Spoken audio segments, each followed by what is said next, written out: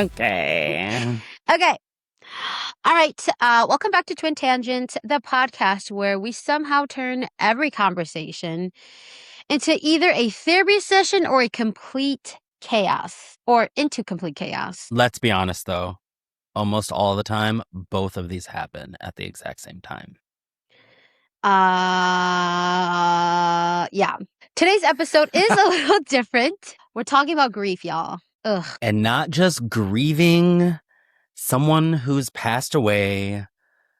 Sometimes grief is losing a relationship, a friendship, a version of yourself, or even realizing that life isn't what it used to be. But everyone has heard the word grief and immediately thinks death. But honestly, I think we grieve a lot more than we actually realize. We grieve people who are still alive. We grieve friendships that quietly ended. We grieve childhood memories, old routines, and even dreams that never happened. And fair warning, full disclosure, this episode may get a little emotional. Y'all already know me. I'm a crybaby. So it may come, it may not come. We may all come. It is what it is. Yeah, I just thought I'd put that one out there. What are we coming to? Sadness, grief, duh. Sadness. I don't want to come to sadness. Sometimes that's how people grieve, by coming. That's true. It's very heavy. Oh, yeah? It's very heavy, like the weight of sadness and grief. It really is, yeah. But I don't want any of our listeners or our viewers to worry. We're still going to laugh at ourselves the entire fucking time. And I didn't mean to just flick everybody off. I was actually scratching my eye. I just happened to use my middle finger, so sorry if I offended some of y'all. But bitch, me, I do that. You do normally use your middle finger. I do, yeah. I'm fucking weird. Anyways, but because if there's one thing we're really good at, it's coping with humor. Period. I'm not gonna lie. I was a little hesitant when I saw our discussion topic for this episode. I know it's a little deep, but you know. Yeah, you've really been pushing for this heavy episode.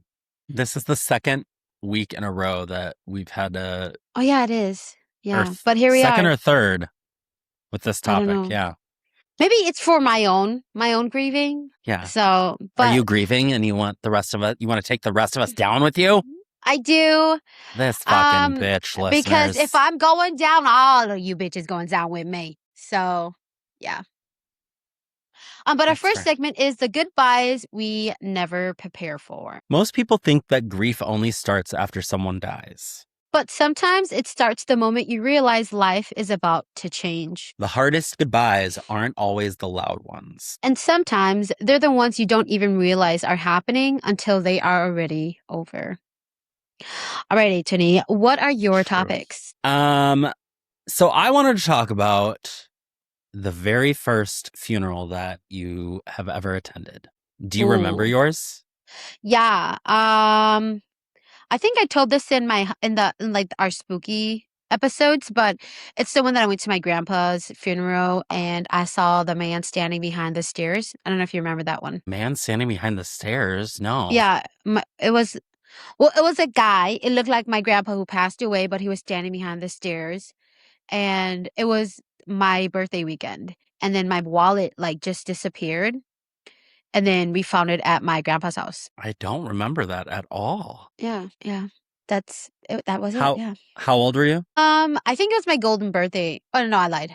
I think it was 9. Geez. 8 or 9. Yeah, 8 or 9. Yeah. Yeah, that's about how old I was for my first funeral too. Yeah, who was it for you? I asked that weird, but yeah. We all knew what you meant. We're teaching our listeners to speak Nalee. Yeah. If you guys are season 2, episode 16 deep, y'all should already know how I talk. Yeah. Yeah. Y'all in the thick of it. So mine, it was in 97. So I was 10. Goodness. It was my older cousin. She was 17 and a senior in high school. That was the worst. Can you imagine being a kid going to Another kid's funeral? That's Another kid's so funeral. Yeah. That holy was crap. That's crazy. fuck. How did she pass away, if you don't mind me asking? She passed away in a very horrific car accident. Mm. Um, and I don't know why, but I have like there's certain like bits and pieces. I don't know if I made it up in my head, but if I made it up in my head, then I'm a really fucked up person because Well, that um ship has sailed, that ship has sailed. regardless. I mean, there's no question there. I'm a fucked up person. Yeah. Um, but I'm almost wondering if at that age, if I just like picked up little bits and pieces of conversation that the adults were having, because Okay. I remember my aunt and my uncle picking me up from school, and it Ouch. was Uh-huh. my aunt, my uncle, my grandma, my cousin, and me, and we drove down together in one vehicle. And I just remember that entire car ride, like listening to the adults talk and like knowing what was going on, but not fully knowing because I'd never experienced death before. Okay. But there's certain details that stick out that again I don't remember if it was just that I picked up on them through their conversations, but it created a visual in my head that I constantly live with till this day. Like when I think about her passing, Okay.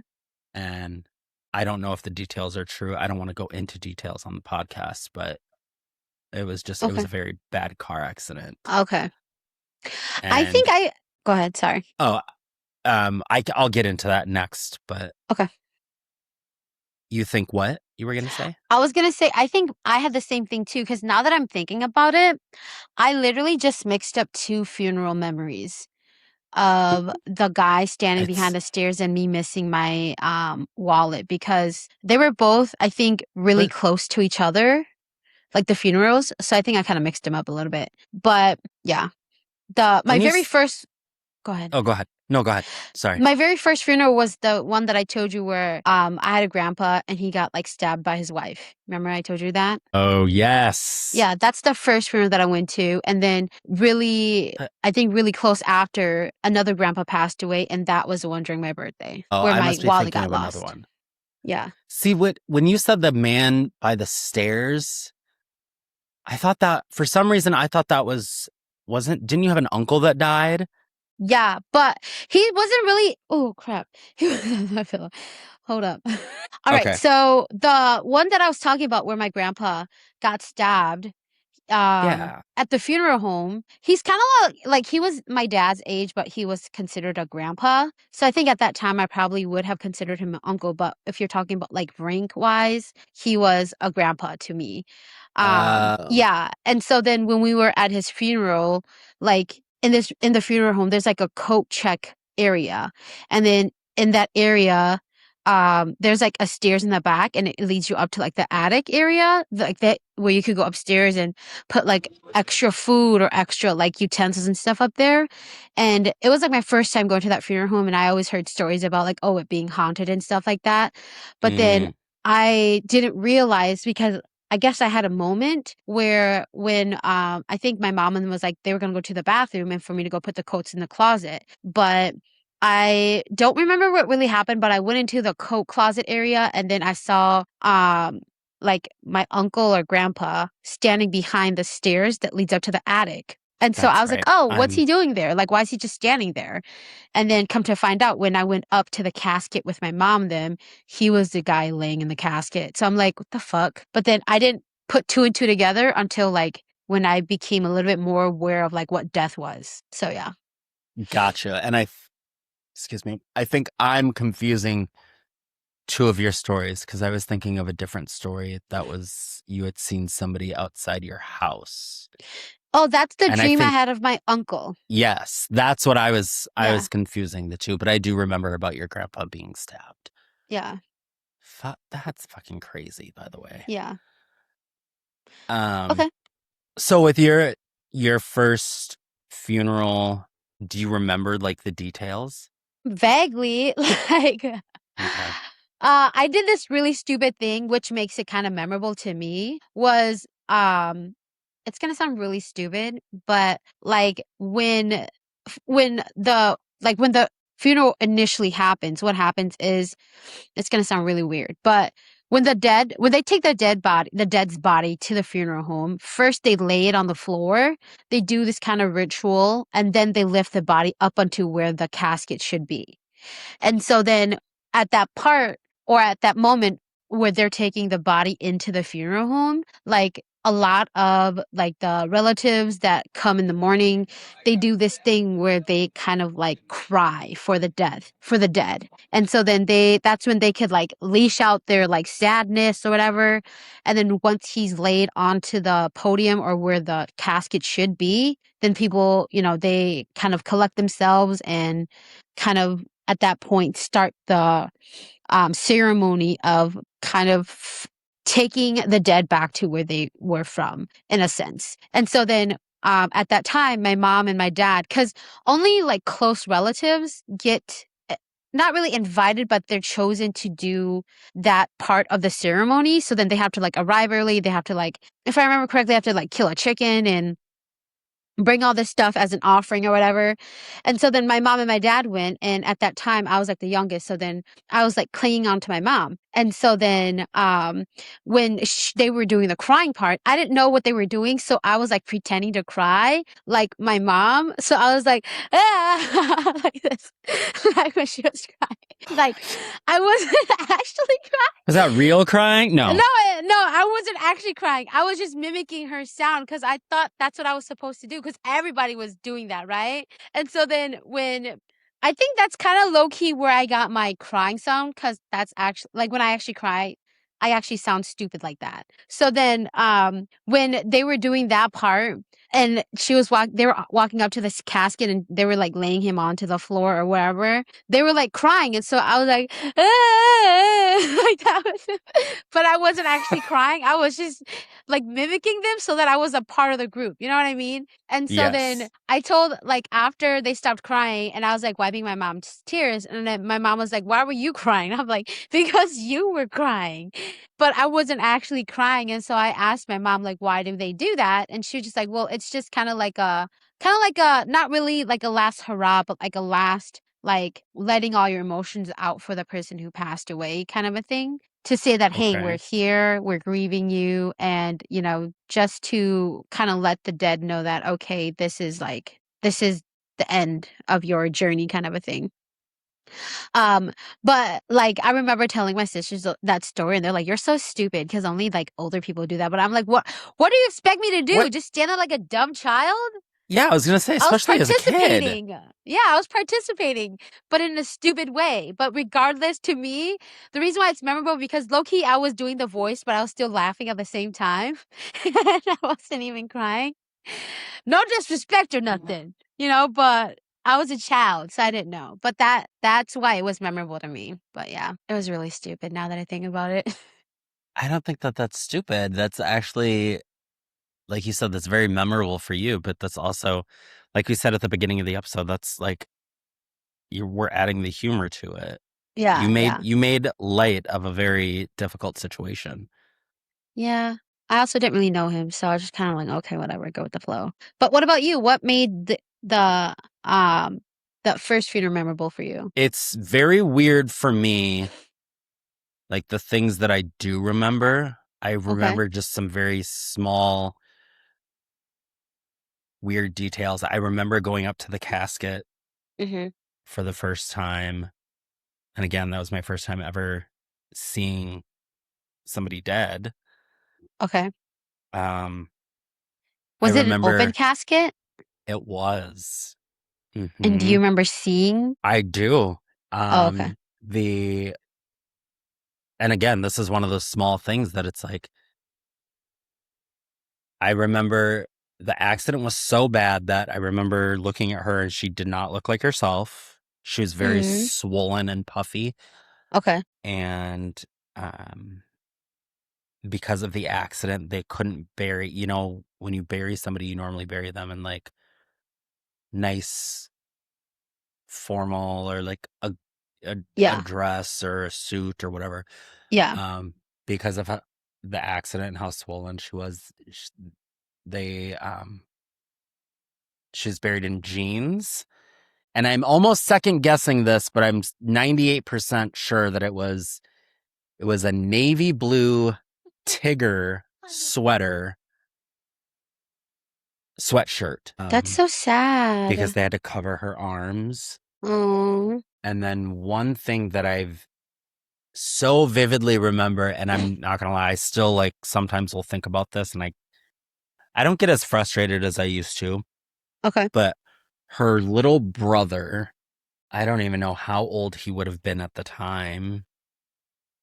So if I was 10, he maybe 5, maybe. So he was a So baby. he was a kid. Yeah, he was a kid. Mm. But I remember he was like playing, there was like a little side room that you could like sit in away from everybody else. And I remember he was in there and he was like playing with his toys. And I think I was crying. And I just remember him like getting in my face and being like, she's dead. She's never coming back. And he just like ran off. What the hell? And well, again, grief, we all handle it differently. Yeah, I guess. And Yeah. at that age, I'm not, I chalked it up to he's not really fully understanding the fact. Yeah, she's not coming back, but like, Yeah. do you understand what that means? Yeah. So just little Damn, things like that's that I intense. remember. It was a very intense moment. Yeah. And again, it was nothing bad. It was just at that age, he didn't, I don't believe that he fully understood. Even at my age, at 10, I didn't fully understand Yeah. all that it meant losing somebody. Mm. Man, that's crazy. Yeah. So that was my first experience with death. Yeah, that's all I really had. I just want to talk about. It's weird the things that your memory remember or that your mind really remembers, is, yeah. and how it remembers or how it interprets certain things. Yeah. Yeah. Okay. Did you have anything else to add to your topics? No. Okay. What did you have? What else? What did you want to talk about? Hopefully it'll add some lightness to this heaviness. I don't think so. I think this is going to be a pretty dark episode. Wow. I mean, shocker. It's me. I picked these topics. And yeah, I think it's going to be pretty. If it's not dark, it's going to be sad. If it's not sad, it ain't going to be happy. That's all I'm going to say. But I think it's also a good it's going to be a good episode too. But I think my topics were watching someone become sick. So for me, I think the reason I wanted to talk about this was obviously, you and I both have the common denominator. I wouldn't say denominator, but the common I don't know what word I'm looking for. But just a both commonality. We both have the same right. Kind of similar scenario. experiences. Yeah. Yeah, where like my grandma, she always like y'all already know she low-key traumatized us, but at the same time, like she took care of us. She took care of my siblings and us. And thinking like when I was small, I thought that she was like such a strong, independent woman. And then, when she became sick, like we had to take care of her. I personally, I think I was a little too young to be able to actually do things of actions of matter, I guess, if that makes sense, where like it'll make an impact for her.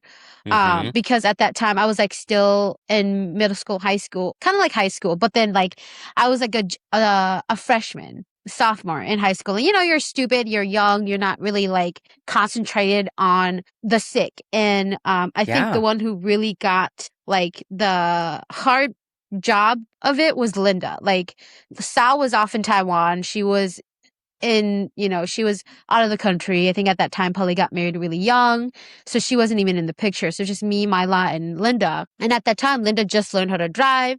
She was in college, and then my grandma had a stroke, and so then my parents were out of the country too. And so then at that point, it was literally Linda. She was like, the reason why I call her Mama Bear, my Mama Bear, is because like that bitch, like she's tough, but her hands, her feet, her actions are just as powerful as her words, and I think at that time she was literally taking care of me, my La, and my younger brother Komong when he was a baby, while my mom and my dad, they were out of the country going back and forth. And like we would go and spend the nights with my grandma at the rehab center after she had a stroke, and we would kind of like rotate shifts kind of.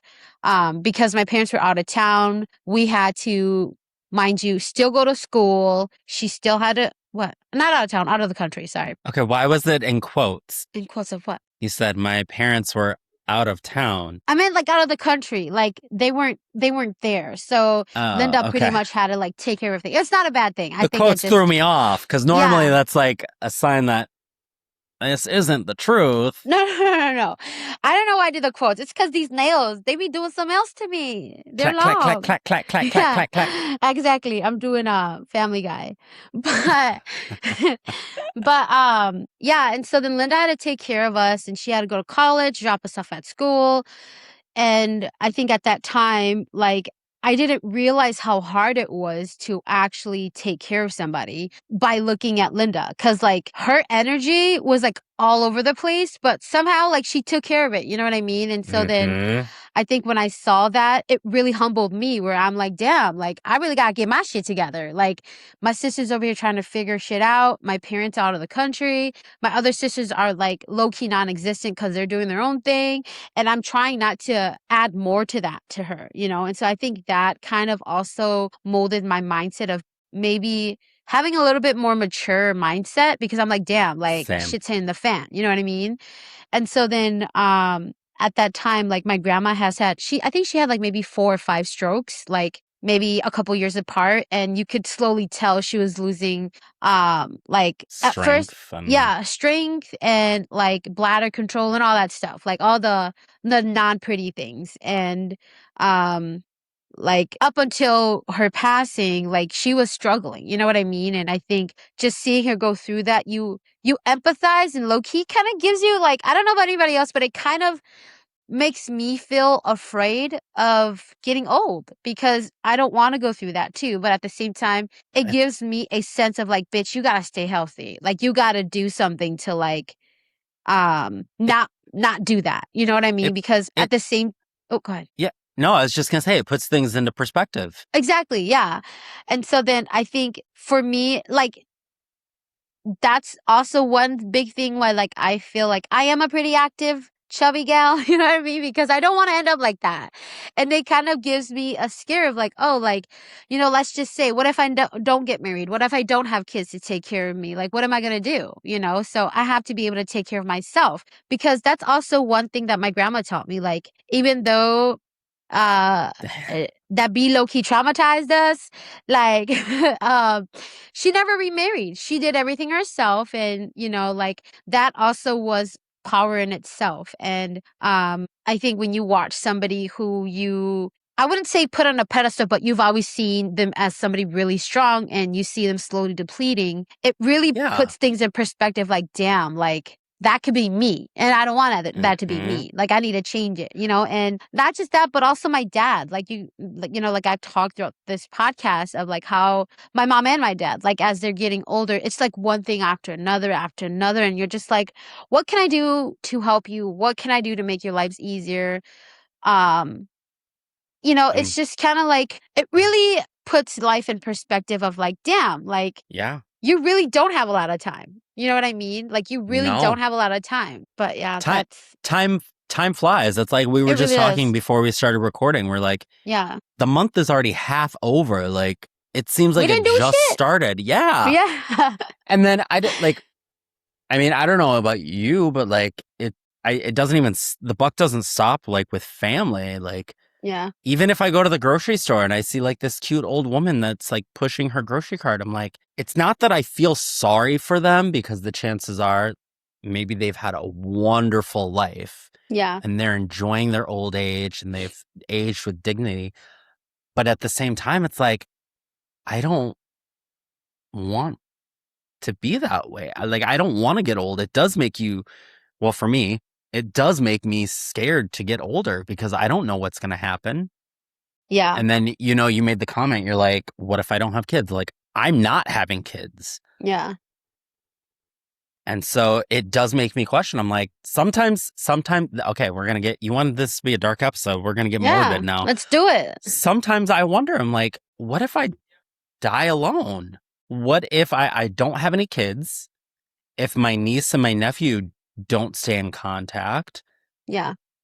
I'm not going to have anybody. I'll probably be like turning to sludge in my living room floor or in bed before anybody is like, hey, nobody's come out of that house in months.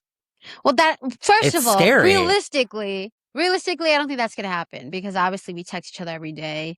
If I don't hear back from you calling me a stupid hoe, I'm running to Don't your be house. don't be stupid. I won't call you a Yeah, stupid hell. can't help it. We passed that. We don't pass that passage or That's whatever, however they that's say it. true. Yeah. So, I don't think that's true, but I think realistically, yes, it is very sad to think about. Yeah. But I It's a don't think that's good. possibility. Yeah, it is a possibility, I yes, mean, but it's a very unlikely possibility. and even more so, what if it happens like what if I die like Elvis and I die on the toilet? That's even worse. For you, but not for the people who find you. Says who? They Wait, he still was have to found on clean the me up. hold up, he was found on the toilet? Yeah, he died on the toilet. So he pooped and died? I'm going to assume that he was pooping Oh, because he was sitting, but I who didn't knows? know that. Maybe he was peeing and then all of a sudden he felt the need, like something was going on, and he sat down the first place he could sit down, and then Ah, it just happened. But yes, he died on the interesting. toilet. Okay. Yeah, Interesting. it's it's sad. It's one It of is those things sad. where and like it's hard. I mean, going back to your original topic of like watching someone become sick, it's hard to see what they were and then see what they've become. Yeah. And it does, I'm like you, it does make me want to be like, okay, I need to do something. I need to get healthier. I need to do this. I need to do that. What can I do Yeah. to fight time and like try and slow it down or reverse it or put my thing down, flip it and reverse it. Ay. Yeah. Ay, Um, ay. but no, it's just sad to see While we're people talking that about you fucking love. death.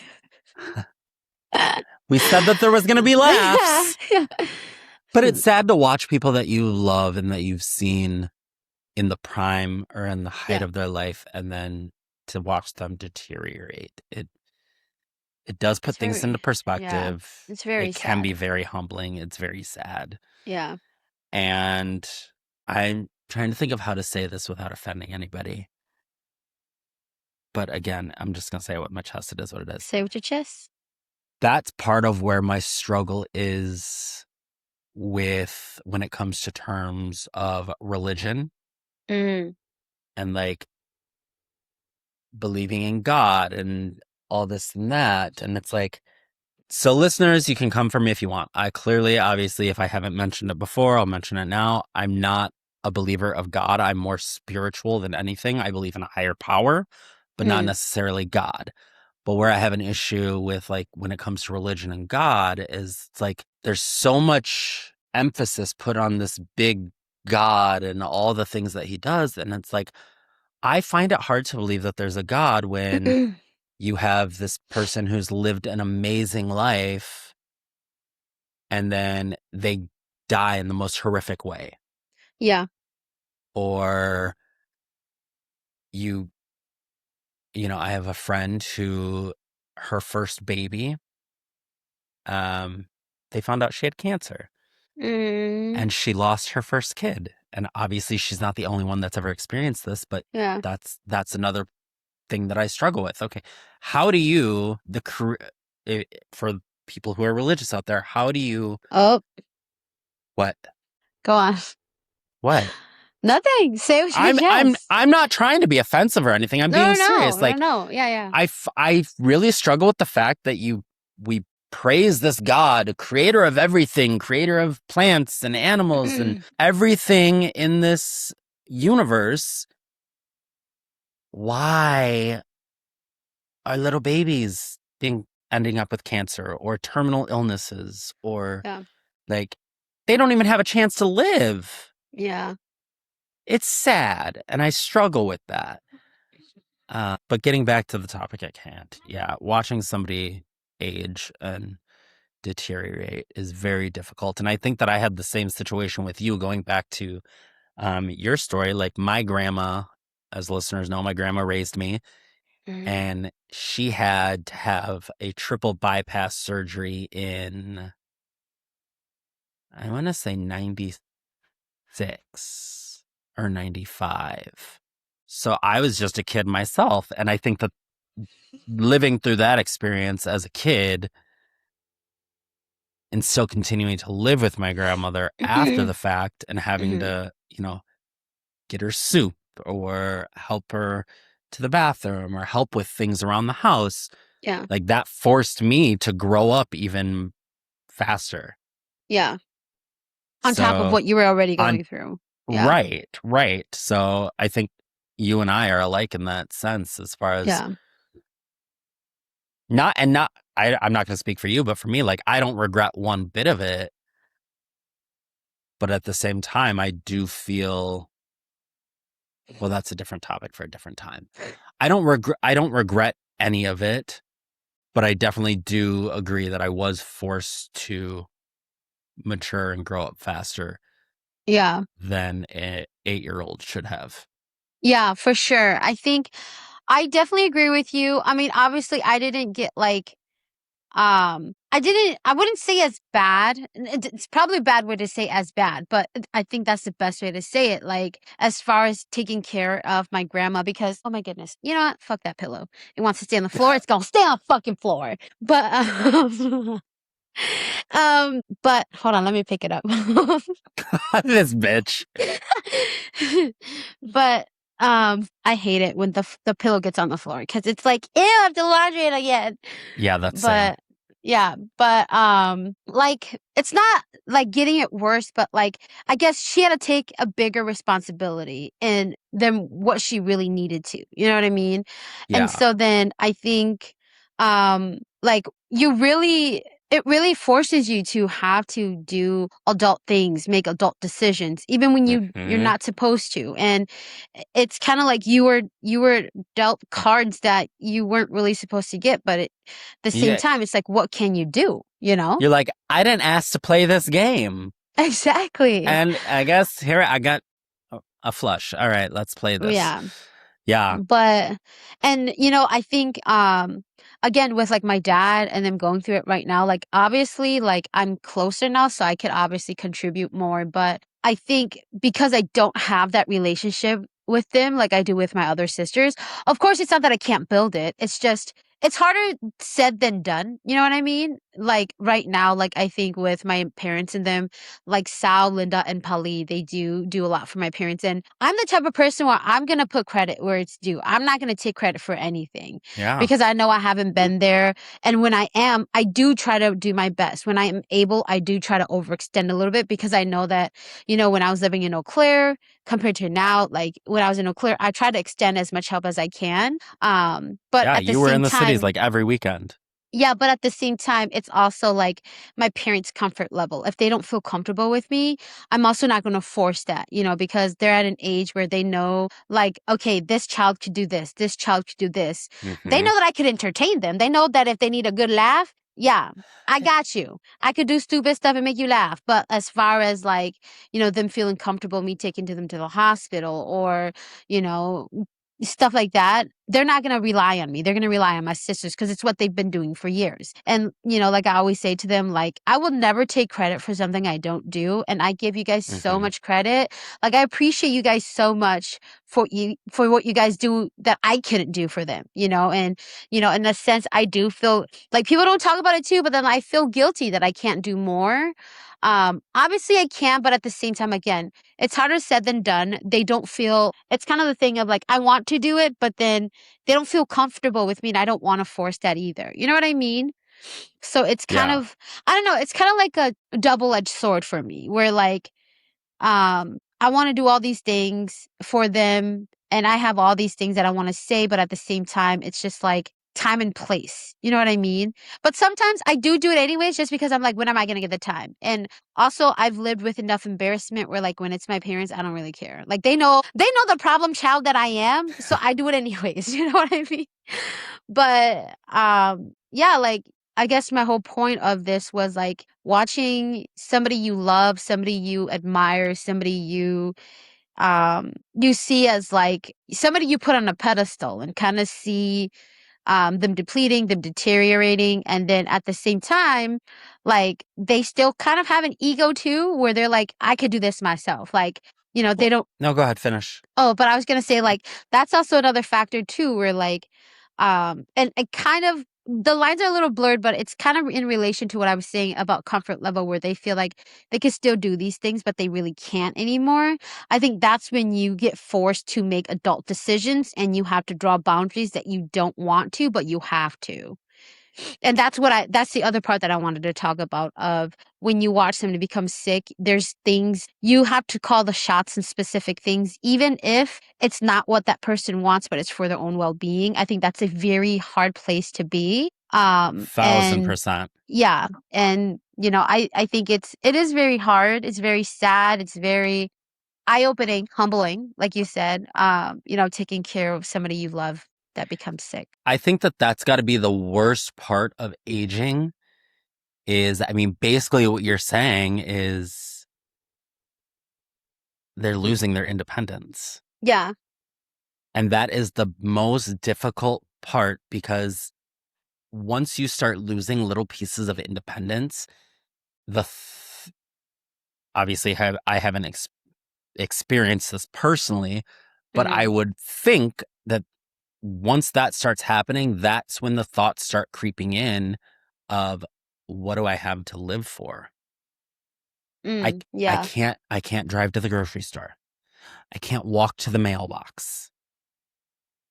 And it's especially when you get older, it's just one thing after another that then at a certain point it's like, well, I can't leave my house. Yeah.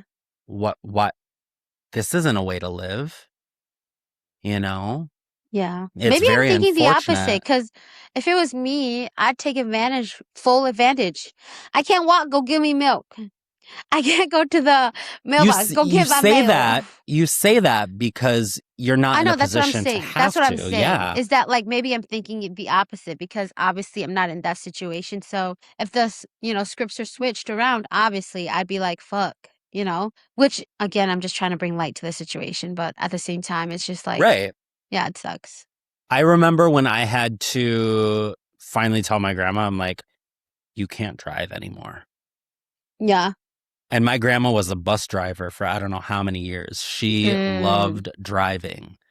That was her okay. independence and that was her freedom. So for us to have to, get rid of her vehicle and she had no way of going anywhere Damn, that must have unless, been hard. yeah, that's like what that was probably the hardest thing for her, I think. Mm, Uh, damn. yeah. Okay.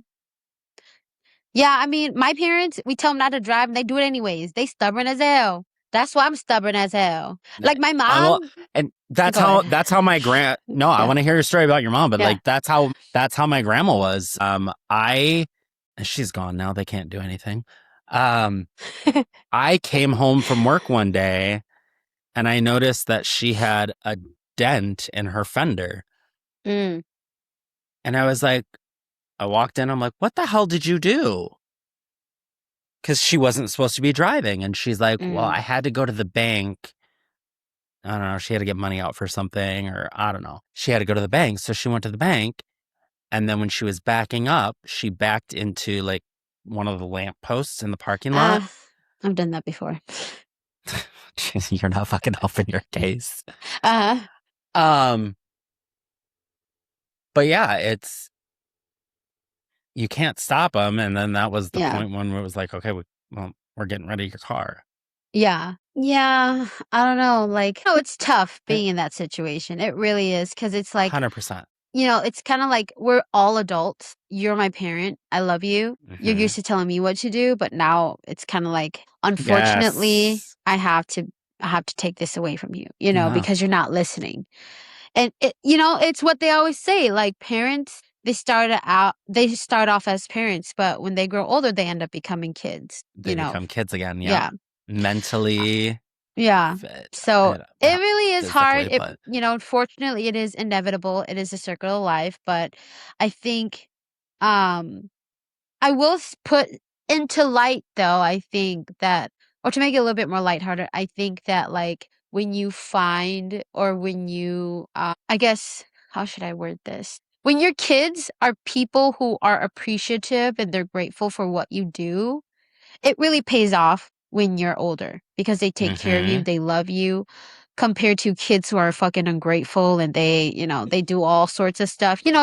We've all heard those stories of like, parents or grandparents getting to put in the nursing home and they get beat up and shit. Like, no. Uh, Like, you know what I mean? And I'm not gonna I'm not gonna toot my horn, but I'm gonna toot my sister's horns. Like my sister's horns because like my parents, I feel like they are very lucky to have my sisters and me as entertainment, but as my sisters because they genuinely like take care of my parents and they really do the best for my parents. I think sometimes they don't see it because, they're your parents. It's yeah.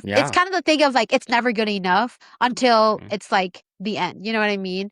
Um Mm-hmm. and not to say that my brothers they don't do their part, but I'm just saying that as far as like people the ones who carry the most heavy weight are my sisters, like Sal, Linda, and Pali, my La.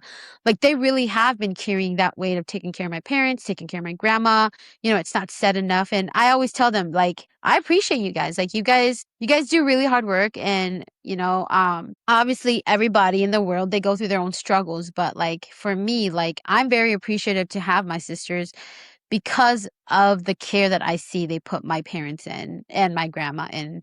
And it makes me kind of sad because, I'm the youngest one and I'm not saying that they're going to die before me, but like I'm scared I might not be able to take care of them like they do my parents. You know what I mean? So it's kind of scary. It's really sad, but at the same time, I hope I'm the lucky one that gets to go first. Knock on Oh wood. my God. Knock on wood.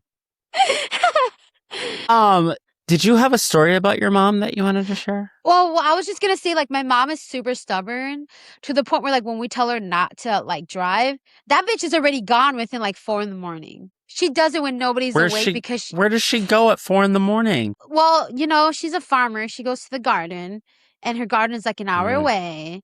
And so then, like, we had, like, for the past 5 years, we've been arguing with her about not gardening because one, her garden is like an hour away, and two, she can't drive, and three, like, she's always complaining about her back hurting. But you know why her back hurts? Is because she goes to the garden. She 'cause doesn't know she's how to stay going to the still. garden. Yeah. Exactly. And so then like we finally won the battle. She finally stopped going to the garden and like having her own garden, but at the same time, like when she was still doing that, like her and my sisters would always get into like a argument and then she'd end up still having it her way. Like she'd still go. So it's just like, as much as we love her, that's just as much as how stubborn she is. But yeah, it's That crazy. Like when you I can when relate to people that. become sick and you take care of them, it's like you see everything, the good, the bad, the ugly. You know what I mean? Yes. So Mm-hmm. it's just you have to that's why I give so much props to people who take care of who are caregivers because like they do it for people who they don't even know. You know what I mean? So it Mm-hmm. it really is a very like you have to be a very special Type of long person. patient type of person, patient person to take care of other Mm-hmm. people. So, 100%. yeah. 1,000%. Yeah. Um, you said something earlier that I just want to go back and touch on. Okay. And then we can continue on because I don't know where we're at for time. Okay, yeah. But you had 45, made, 48. oh my God, I'm only on segment one. What's new? The fact that you made this a 5 segment episode. It's gonna be a two-parter, baby. It's gonna be a two-parter. Um, so you had made a comment about you may not be able to, help out with your parents as much as you would like to. Yeah. Um, I just want to comment on that as far as from personal experience. Your parents know. They know if you are or if you aren't intentionally pulling your weight. So I don't want Mm, you, as your friend, I don't want you to ever feel like you're failing or coming in short from that standpoint because yeah. you're still young. Not that your sisters or brothers are old, but I mean, you're still young. You're living your life and you are there for your parents. You may not be there as much as you want to be, but I assure you, I promise you 100%, your parents see the things that you're doing and they know that you're not spending as much time with them as you want to by choice, but they see the things that you're doing. They see that you are working. They see that you're going to do things to make a better life for yourself. And so I promise you that you're at no point are your parents do they have any form of, I don't want to say resentment or anything. That's not the right word, but like, just know that they're not holding anything against you. I hope Whereas so. there are I mean, those they're really people good at that guilt like, tripping us, so I don't know. oh yeah, parents will guilt Yeah. trip till the cows come home. But Yeah. like they know if you're actively choosing to not be part of their life. Yeah. Which is not the case for you. And that's also for all of our viewers and you. listeners Yeah. out there. Like, your parents and your grandparents know. You're right. You're right. I mean, obviously, I could do more, but yeah. Like I said, Yeah. sometimes it's harder said than done. But yes, thank you for that reminder. Yes. I You're welcome. appreciate that. You're right. I got you. All right. Anything else you want to All add right. to this topic that we've been talking for 51 minutes about? No. Okay. All right. Well, segment 2 is heartbreak isn't just romantic. You know, there's that kind of grief that nobody really prepares you for. Yeah. The one for the people that are still alive Mm-hmm. and they're just no longer part of our lives. And somehow those endings can hurt just as much. Yeah. I feel like this is something that a lot of people don't think about. Like you said earlier in the episode, when people think grief, they think death. Mm-hmm. Yeah. Nobody ever really takes the time to consider the things that you can grieve: the loss of a job, you can grieve the loss of a spouse, you can grieve the end of a friendship. Yeah. All of these things are grief worthy, and they're real. They're real, and you're right to feel that way. Yeah. Don't ever let anybody tell you how to feel. Exactly. Tell yourself how to feel. Period. Teach yourself how to express it. Yes. What did you have for this topic? So I had 2, I guess, but we can talk about it really briefly like we usually do. We're going to rush through the rest of the fucking segments. We never learn. But there's just so much to talk about. You know what I mean? There is, yeah. And I didn't realize it until, But mine I wanted to talk about was my first heartbreak. Tell me about it, boo. Yeah, I don't... I'm trying to jog through memory lane. I think my first heartbreak was this guy that I really liked in elementary school. You don't even remember your first heartbreak? I don't, because I don't break hearts. I mean, I don't get my heart broken. I break hearts, is what I meant to say. This so, bitch. Oh, for fuck's sake. Fucking. But, I think, actually, now that I think of it, I don't think I've ever had like a heartbreak before. I wanted to see what you wanted to say. That's why I wanted to talk about this topic. What I wanted to say about my heartbreak or about your heartbreak? About your heartbreak or my heartbreak. It could be either one. Well, you can't even remember. Apparently, you've never even broken a heart, so we can't talk about yours. Yeah. I'm not talking about mine. I'm not even going to revisit that time of my life. Jesus. Okay. No. Was it like okay, can I just ask a couple of follow-up questions? You can ask. Don't mean I'm going to answer. Okay, how old were you when this happened? Your first heartbreak, if you remember. 21. Wow. Okay. 21. Okay. How did it happen? Yeah, we're not going to go there. I plead the fifth. Did you cheat on them? No. Did they cheat on you? No, I'm not gonna. I'm not gonna discuss this. Okay, we'll circle back to this. No, we won't. No, we won't. That was a bad time of my life. Oh, was it? Mm-hmm. Okay. I'm just kidding. I remember my first heartbreak. This bitch. So I'll tell you guys about it. I think I may have talked about it too, actually, if I remember correctly. Did I ever tell you the time that I went to the bathroom and got kissed? Remember? No. In elementary school? No. Okay, well, anyways, some stuff happened. Some stuff transpired. But anyways, I was a little kid. It was elementary school. I was a Elementary young school, hoe. bathroom, something's transpired. This hoe. I swear I told you about this. Okay, maybe not. I But mean, maybe anyways, you did and I just don't remember, yeah, but probably. You're getting old, so that's probably the most likely. hey, Nalee. Hey, I do that too. Look at Oh, that. twinning. Yeah. Fucking bitch. But it was in elementary school. I was second grade, and there's this kid that really liked me. I really liked him. And then I found out that he was writing notes to every other girl to go kiss at the bathroom. And I was one of like 5. So yeah, I was really sad. And listeners, that was how mono started around the elementary school. If I remember correctly, I'm gonna What say his grade? name because I was second grade. Yeah.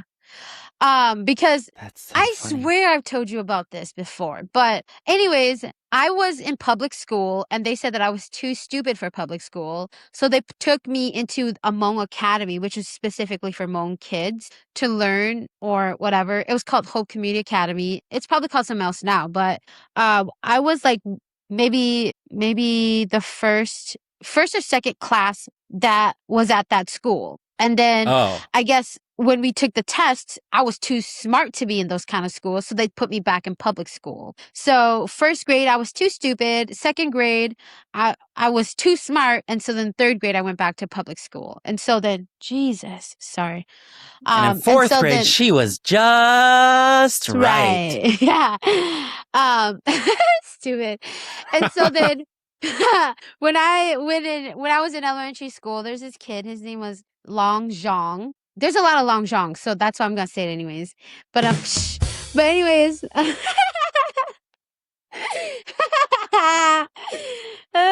can't. Anyways, I wish we had a Long really John cute. Silver's. Stupid. That sounds real good. I'm being serious. I am not even kidding about his name. His name was Long. I know Zhong. you're not. Yeah, and so then he was really cute. We really liked each other. And then this one day he wrote me a letter and he was like, "Hey, meet me at lunch. Meet me at the bathroom at like 2 p.m. or whatever." And so then I went, met him, and then he like kissed me and I was like, "What the fuck?" And then I think I liked him even more at that point because I'm like, "Okay, this is new." And then the next day, I found out that he was doing that. He did that with another girl. And so then I was like super sad and heartbroken. And I was like, I never gonna date another Long Zhong ever again because they hoes. So yeah, that was my first heartbreak. Okay, so I have questions. I have follow-up questions. So is this Doesn't just mean like I go answer them? Fair. Okay, so my first question is, was this outside of the bathroom or in the bathroom? So it was kind of both. So you know how like in elementary school, you have the sink in the middle and then it splits between the girl and the boy? Yes. Yeah, so it was like the wall up against before entering the bathroom. So technically it's not really like in the bathroom. Yeah. Got you. Yeah. Okay. Also, now that I think of it, we had no fucking business doing that at like second grade. The fuck? But yeah, go on. I'm gonna tell you what I did. Was this a chicken peck or was this like tongue? I think he was my first official like slobbering kiss. It was like in second grade? Yeah. It was intense. I can't talk. That's okay. And then what was my other question? Oh, no, I had a statement. Okay. Listeners, I just want you to rewind this and listen to her story. So she specifically says he liked her and she liked him. They really liked each other. Meanwhile, this motherfucker over here is like writing notes to every other girl in class. He's like, well, he picked I got Nalee on Wednesday. I got Tina on Thursday. Frida on Friday. Yeah. Well, Frida. The only reason why I knew kind of name is Frida. The fuck. The only reason why I knew that he really liked me was, like during recess, the boy who picks on you the most is most likely the boy who likes you the most. Yeah, but it doesn't sound like you were the only one he was picking on. Yeah, that's why I had my first heartbreak. Oh, so the heartbreak. So the heartbreak wasn't because he broke up with you or broke your heart. The heartbreak was... He didn't even break up with me. He just cheated on me flat out. Stupid bitch. Second grade and cheating on me. Yeah. Hoe ass. You know what? Nalee, if it makes you feel any better, I think you dodged a bullet because I'm willing to put money down that he's that guy that went out to get milk and never came home. He probably got some girl pregnant in 5th grade for all I know. At Oh my that rate, God. yeah, he's probably one of those guys. But you know what? I did dodge a bullet because he low-key was gonna touch my boobs, and I didn't have anything there at that time. So I'm gonna be like, the wall Most that you're second graders touching, don't. yeah, and I'm like, the wall you're touching is just as big as how I am right now. So you should put your hand on the wall instead. Look how she Dead. turned out. He missed out. He missed Cha-chang, out. bing bong, You, bitch, bang bong. you should look him up on Facebook and send him a I've picture of tried. yourself. But I don't even remember how he looked like at this point. How he looked like at this point. How you look How like. he look like. And plus there's probably like 18,000 long johns. No, there's 1,000 long jongs. Like, no doubt. Yeah, I know. Yeah. That's what I'm saying. You ain't ever gonna find him. I am gonna find him. But yeah, that was my first heartbreak. Yeah. I was sad for like 2 seconds. And then there was this other And then guy, you were his name was over it. Adam. Yeah, we kissed on the bus. It was fine. Again, listeners, listen to the story. So she kissed Long John on Wednesday. Thursday, he kissed Tina while Nalee kissed Adam, but Nalee's heart was broke. This fucking bitch. Hey, it's elementary. Puppy love, baby. We was going through it. You know, I was living my best life in 2nd grade. Give me a fucking break. You were living your best. There is a reason you are a hoe. Through and through, baby. She was a Hoes, no hoe hoes. from elementary Hoes, no school. hoes. Period. Hey, Adam. Adam, what was his last name? Adam Lore, I think was his last name. Lore? I'm single now. Reach out, baby. Did you like him more than Long John? He was cuter than Long John. Have you looked him up on Facebook? No. There's 1,000 Adams too. I ain't about to do that. I don't even know if his last name is Lore. I just know that his name was Adam because he was the first Adam I've ever met. Sometimes I find it fun to go on and like look up people on Facebook from elementary school. Creeper one? Because I switched schools, and so it was just a matter of like people that I liked that I just wanted to like see whatever happened to so and so. Yeah, I think for me, I don't remember people's actual names to like search up unless I really, really, really like them. Like there's only probably 3 people that I know their full on name where I'm like, yeah, I wonder what they're doing right now because they was cute. I mean, have you looked those people up? No? Yeah, I haven't been able to find them. But then again, I'm not really good at like doing the search. And I'm not, now that I think of it, it's not that I'm not good. It's because I'm too lazy. Like it's not worth my time. You know what I mean? How many times have we had conversations about you being lazy? More than I can count. I can't help it. I'd rather sleep. If your name is Tyler to sleep when you're dead. If your name is Taylor Vaca or what's Canute something, I forgot his name. Yeah, they were like my they were my crushes in high school, middle schoolish. But you could bleep out all of those names. Thank you very much. Okay, thanks. I'm gonna make you do it. I don't know how to bleep stuff. We're gonna teach you. We gonna get you on that boat. Did you want to add anything else to your first heartbreaks since you didn't share a story? No. Did it affect you in any way? Like your like your life? Did it like change your perspective on anything? Did you learn anything from it? Oh, I learned a lot. Oh yeah? Yeah. Okay. And I'm not gonna divulge what I Are you gonna ever tell me about your first heartbreak? If I was to ask you like outside of the pod? Yeah, I think we've talked about it before. Have we? Yeah, I think so. Yeah. Okay. Yeah, I think we've talked about it. Okay, never mind. You're right. Yeah. Okay. Yeah. Well, if that's the case, then I'm gonna move on to my next segment, which is missing the memories more than the person. Okay. Do you have anything you want to add to this or talk about before I add my part to it? For missing the memories more than the person? Yeah. The only thing that I want to say about that is like personally, I mean, I guess maybe I should listen to you first because I don't think that there's anybody that I would miss the memories more than the person. Because if I've had good memories with a person, I'm going to miss the person. Okay. Regardless. Sure.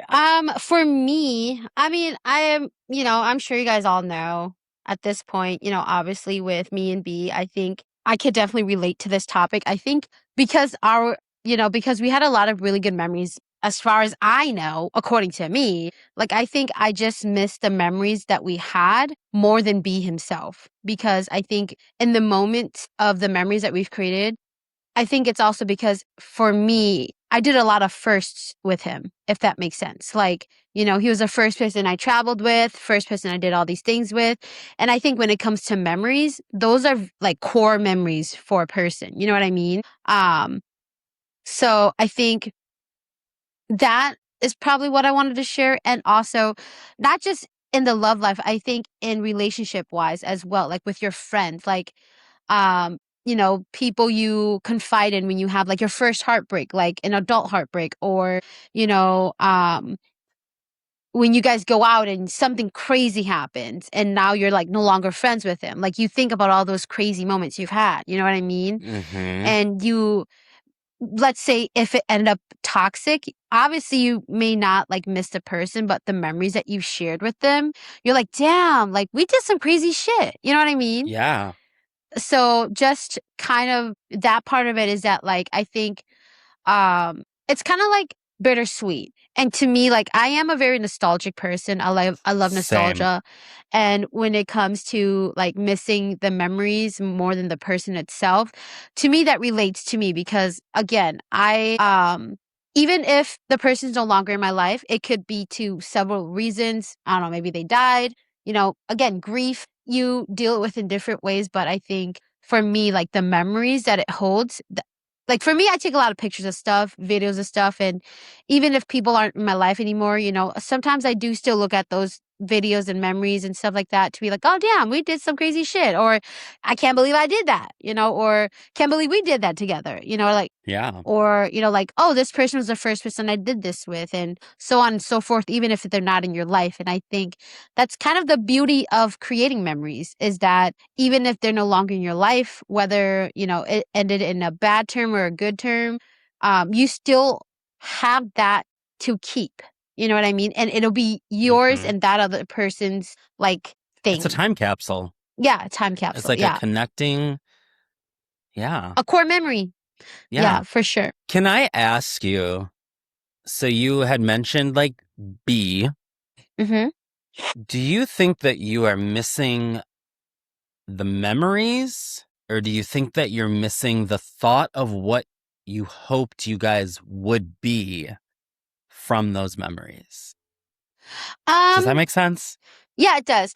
I think it's a little bit of both, but more so the first part of actually missing the memories. Because I think the reason why I felt like B was like our connection was so like crazy. I wouldn't say crazy, but it was like I don't know how to explain. Intense? Yeah, intense. The reason why our connection for me was really intense is because I think in some ways we like liked a lot of the same things. And so then when we did certain things, it's kind of like you it's that bond that you get with that person. You know what I mean? Mm-hmm. Where it's like, I'm never going to have this moment, this bond, this instance, this memory with anybody else but you, this feeling. You know what I mean?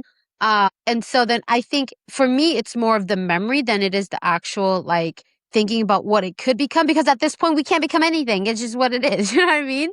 And so Well, then when oh, you, yeah, oh, yeah.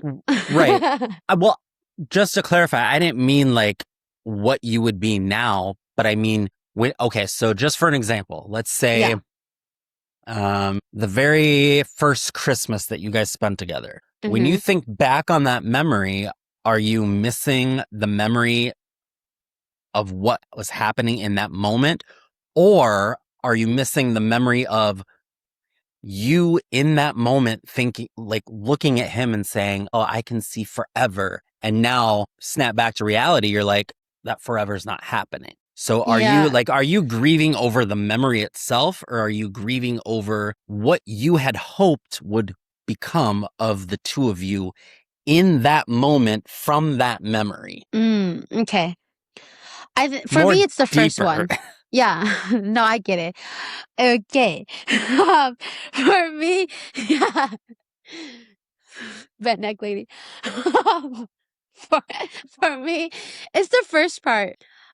It's not Okay. really like what I would have hoped it to become. Like, oh, Right. I'm gonna do this for the next 80 years of my life. Not it's not that. I think it's it's the in the moment kind of thing where like it's the Okay. expression, it's the feeling, Y- it's the taste, the smell. You know what I mean? Like Everything. it's the everything in the moments that we shared where it's like, damn, like it was very special.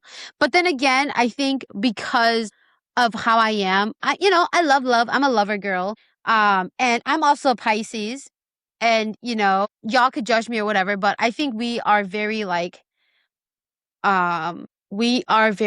I wouldn't say delusional, but we are very intuitive and we're very in our fields.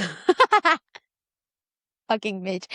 Like we appreciate closeness, and I think when there's certain levels of intimacy involved, not intimacy doesn't necessarily mean sex. It just means like the Right. tension, and I think for me that's probably a better way to say it. I think B and I's like intimacy level, I think I have never experienced that with somebody else. That's why for me it was so um it was so intense. It was so like memorable. You know what I mean? Where it's like, oh, he stood Mm-hmm. out in these kinds of moments. Sometimes it could be limerence where like, I think like at the moment right after everything happened and I was still kind of grieving through like my actual reality. I think for a moment there, it was limerence where I was like, I don't know if you know what limerence is. Do you know what limerence is? No. It's kind of like an intense romantic obsession or infatuation with like a specific person or object or whatever, where you're just like, like you forget about logic. Logic's out the door, and you're just trying to fix. It's kind of like you're trying to get it's like a drug. You're trying to get a fix from it. You know what I mean? So I think I was in limerence a lot when B and I were first going through separation, where I was in denial that it was actually happening. I was in denial of the Thousand reality of the percent. situation, and I think um at that moment, like I wasn't ready to grieve it, but I think at this point, because so much time has already passed, and I would like to think that I'm an emotionally intelligent person, um, it's not so much of missing him, it's missing the memories we created together. But then again, because you're asking about him, that's just kind of my point of view. Like, obviously, you know, things has been said and done. Of course, I don't wish him ill or anything, but as far as like the memories we created, I think, like I said, because he's my first for a lot of things, it just makes it a little bit more special. You know what I mean? Right. If that makes Yeah. sense. But obviously, I could have first with a lot of other people too. So to me, I've realized it's not that serious. Like I could die tomorrow. It ain't that You serious. could die tomorrow. Yeah, There's always going to be a new first. exactly. And then it's also important to note that there's always going to be a last, and you never know when it's Yeah. going to be that last. I saw this thing the other day on TikTok, and it was like one of those scrolling things. Hmm. And it was like, I don't know, it was, it was something along the lines of one day you know, took a nap for the very last time in kindergarten. One day Damn. That's deep. yeah. And if you think Yeah. about it, like you never know. Low key, that's not the direction I thought you were going in, but yeah, Where'd you think I was going? you took a nap and then you died and you never woke up. But then you No. added in kindergarten, so I'm like, oh, okay, we're safe, we're good. It's just like last things that you never think about. Like one time you walked out of high school, Yeah, like you're the building for the very last time. yeah, yeah. One That's very true. big There's a lot of firsts, and there will always be a lot of lasts. You just have yeah. to prepare for when it does come and hope that you don't fucking crash out. You know? Yeah. Yeah. So my question to you, my final question on this Okay. Did I even answer your topic. question? I don't know. Yeah, Um I spiraled you a little did. bit. Yeah, you did. You Okay. weaved. Yeah. I was Um making shit up in my ass, but yeah. but I my don't think that's how they question say it. with regards to no, it wasn't. It's not. My question in regard to your answer and your response though is Okay.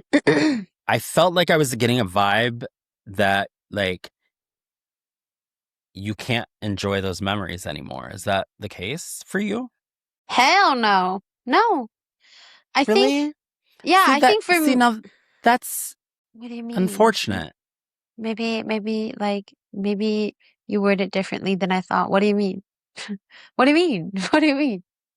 Like, okay, so we'll just use the example of your and B's first Christmas. Like, do you look back on that with fond memories, or is it a memory that you're like, I don't even want to, like, do you just not want to think of any memories with B? Oh, no, no, no, not at all. No, like, Okay. no. Like, I Yeah, just want to no, make not sure at all. you're grateful for those memories, right? Yes.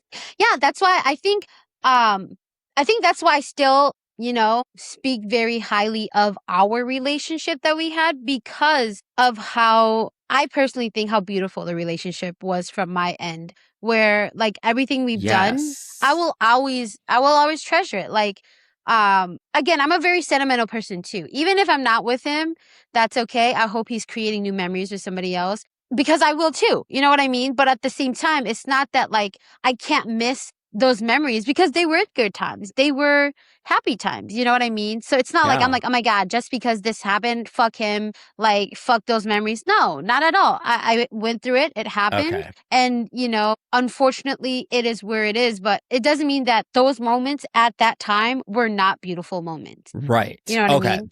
Okay. Yeah.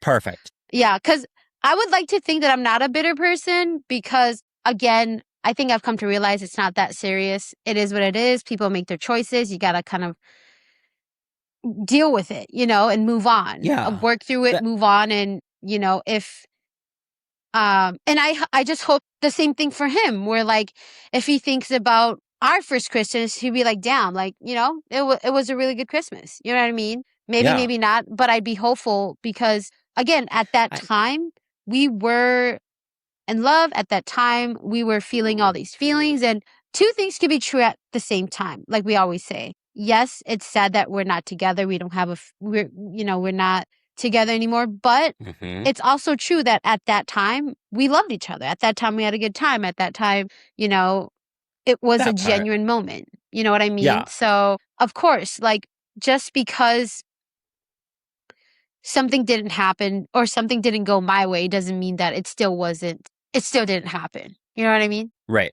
Yeah. Yeah. I think my question stemmed from, like you watch all these cliche like romance movies where they, get the girl gets dumped and then it's like the girlfriends come over and they're like, we're going to tear up all the pictures and we're Yeah, going to yeah, have a yeah. fire. And it's like, well, why? Like, I get Yeah. that you broke up, but those are memories that you made. And at the time, in the moment, they were genuine and sincere Yeah. emotions. Just because things didn't, like, I think you put it perfectly, just because things didn't work out the way that you wanted them to. Yeah. It's funny you say that too because like I actually just finally deleted a lot of like the photos that I had of B in my phone. And but like I sent like good photos of him that I had left to his sisters and them and said, like and I said that I was going to do that. I'm not a bitter person. Again, I still have a lot of Yeah. love for him. I don't want him to die, whatever. But like I deleted the stuff from my Facebook, I, from my Instagram, from my phone, but at the same time, it didn't all go to waste. I got some good photos out of it and I sent it to his siblings, and be mm-hmm. like, hey, these are photos that I cherish, I valued over the years. And of course, they're not all the best ones because obviously, like, he's still a goofy person. He's still silly on his own and they know that part of him too. But it doesn't mean that just because I'm mad at him or I feel bitter or a certain type of way means that those photos are going to go to waste. No, not at all. Mm-hmm. In those moments, I took of it because it made me happy. It made me smile. He was silly, and I'm, obviously I want to share it with his sisters because I'm gifting that to them. That's what I created and I'm gifting it to them and I'm going to leave it with them and I'm going to let go If of it they, kind of a thing. You yeah, know what I if they mean? want to throw it away or if they don't want them, that's on them. Exactly. And so then I think for me, that's healthy for me because again, people might process it differently. People process grief differently. And I think for me, that was like my final, like, I'm done. Like, we're good. Like, I don't have, I think I've worked through the thing that I needed to. And that was kind of like my final step of as like, hey, It's, um, it is what it is. This is a yeah. situation, and sarah kind of a thing. Okay, Sarah, Sarah. Yeah, Yeah, but good for yeah, you. thank you. I mean, I was planning on doing it for a long time, but I was sick and I couldn't get up. So I had to do something. But yeah. I But, can't. I can't with you. did you have anything else to add to the missing the memories more than the person? Boy, bye. I wish. Um, no, I don't think so. Okay. Yeah. What was your topic? I don't remember. Friend breakups. Okay. Why are you laughing? No, it's not that I don't want to talk about it. I think, I'm trying to think of how to phrase this. I feel like we've talked okay, so I want to preface with, I feel like we've talked about this before. So when it comes to like friend breakups, Yeah, I think we've talked about it a couple of times already, but yeah. yeah, so I mean, we can just kind of gloss over this. Yeah. Long story short, friend breakups happen. It can be at no one's fault, just life goes different ways Yeah. or things may happen. And I think that,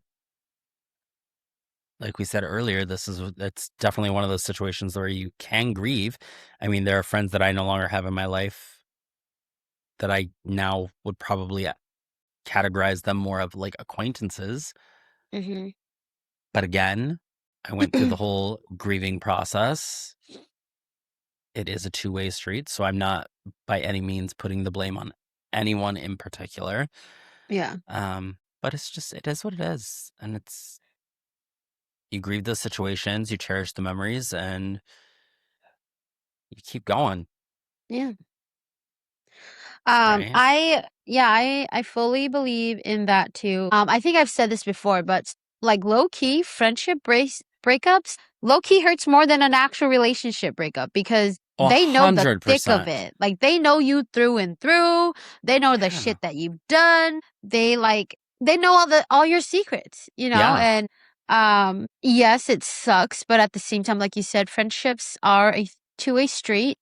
And I mean, that goes to every relationship, but especially friendships. Like when I think with friendships, obviously ego plays a part into both relational and like love and, like friendship wise, like platonic friendships. But I think when it comes to friendship relationships, I think ego plays a really big part of whether I want to say sorry to this person or whether I want to reach out or don't come for me. It could be like a toxic friend or whatever. You know what I mean? So, but I don't know what I was trying to say, but yeah. No, I think I understood what you said. I hope our Yeah. listeners did too. I often find myself I'm thinking about like my past relationships and friendships, Mhm. and then it's like, what's that TikTok that was going around that was like, "Am I the problem?" Is that what it I was? don't Am know I the though. problem? Or am I the drama? Am I the Oh, drama? am I the drama? Yeah. I'm the what is your famous Tay Tay always say?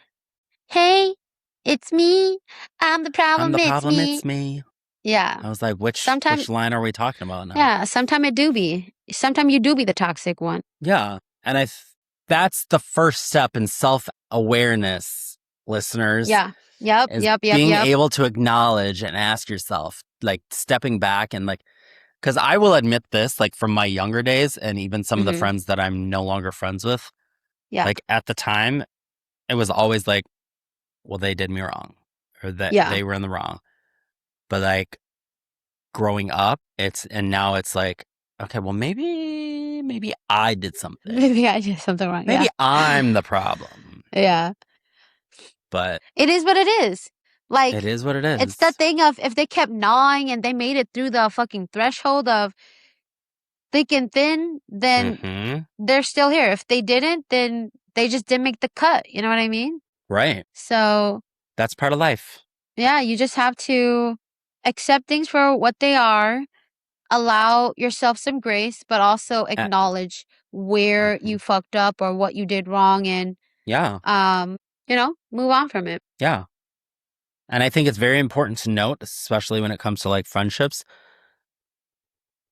just know that as you get older, your friendship circle is going to get smaller. And like, I remember when I was in my 20s and I was just starting to go out, like, I was friends with fucking everybody. I was like Yeah. texting everybody left and right. What are we doing? We're going out. Let's do this, blah, blah, blah. And then Yeah. as you get older, the circle gets smaller. And it's important to note that people that you were friends with then, I'm going to feel confident in saying this percentage, even though I don't know the actual statistic. 100% of the time, not all of those people are going to be in your life the entire way. Yeah. Like I say, or as Kiki says, people, people come and go and seasons change. Mm-hmm. So, yeah. I mean, people are there, for parts of your life, and if they're meant to stay, they will. And like you said, friendships are like, what is it? A house? A tree. Was it a house? A tree. Yeah. Some are branches, some are roots. Yeah. Yeah. Some are So, leaves. yeah. Yeah. Yeah. That's a It do be. Medea. That's a Medea saying. I Period. got that from Miss Medea. Yes. It do be what it do be. It do be what it do Unfortunately. be. It is what it is what it is. Period. Point blank, period. Yeah. All right. All right. Well, our next segment is growing up means letting go. I don't think anyone tells you that becoming an adult means constantly having to say goodbye. Yeah, to people, to places, and honestly, even to versions of yourself. God damn. That part hit home. Yep. Sometimes the person that you're grieving is the old you. Period. All right. So my topics is going to be, I'm Mhm. going to just put them together. So the first one is becoming more independent. And then I'm going to ask this afterwards, after you go over your topic. But what I wanted to talk about was, what would your younger self think of you today? Jesus, what the hell was that? But I was wondering if you were paying attention. I always pay attention. I may be spacey, but I always pay attention. That I will tell you. That's like one of my my things. Your But anyways, quirks. yeah, my quirks. What I wanted to say was, I think for me this hit hard. This hit home pretty hard because I think growing up super sheltered by my parents, even now I still see it with my siblings sometimes, is that like when you're very sheltered, it's very hard for you to be independent because you're so used to being reliant either on like your siblings or your parents or doing things together. Whereas when you're by yourself, like you kind of get confined by the thought of, oh, I can't do this alone. Like, I need somebody Mhm. to go with me. I need somebody to do this with me. I think for me, I struggled a lot with that when I first moved into Eau Claire because the thing is, I was an adult. I was on my own. I drove, but I didn't have anybody around me that I knew. And, B was at work and I was by myself. And at that time, I was in a new town, new city. I don't know anything. I don't know anywhere. I don't know anyone.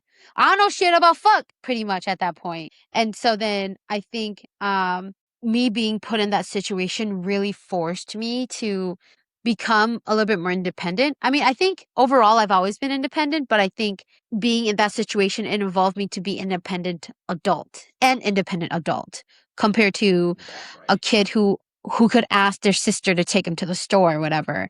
And I think having that really shaped me to who I am today, where like, I don't wait for nobody. It's either one, you're gonna go, or I'm gonna go. Peace out. I ain't got time. And I think anybody who Fair. knows me knows that, where like, Yeah. I'm like, I'm gonna go to Chicago. If y'all wanna go, tag along. If you don't, peace out. I'm gonna do this, I'm gonna do that. If you guys wanna go, tag along. But if you don't go, I'm gonna go. Kind of a thing. You know what I mean? And I know that's not a real ghetto, but We know I you know hood, El no, Dorado Boulevard. period. That's where it started.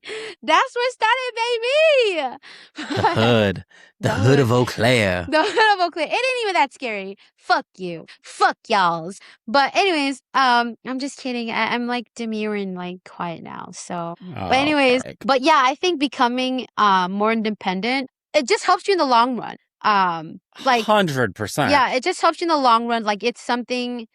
It sounds stupid, but it's something I'm teaching Pali right now. Like, obviously when we live together and, I think she's used to doing things with like my other sisters and stuff like that. But I'm just like, girl, if you want to do it, just do it. Like, if I can't go, if you want to go, just go. Like, don't wait for Mhm. me. You know what I mean? Like, don't let me hold you down doing something that you actually want to do. Like, um, the Chris Brown concert, like my first concert together technically, but the thing is that like, if I'm gonna go. Like I've been doing things by myself. What is this gonna hurt? Kind of a thing. And Right. like I always say, you're always alone.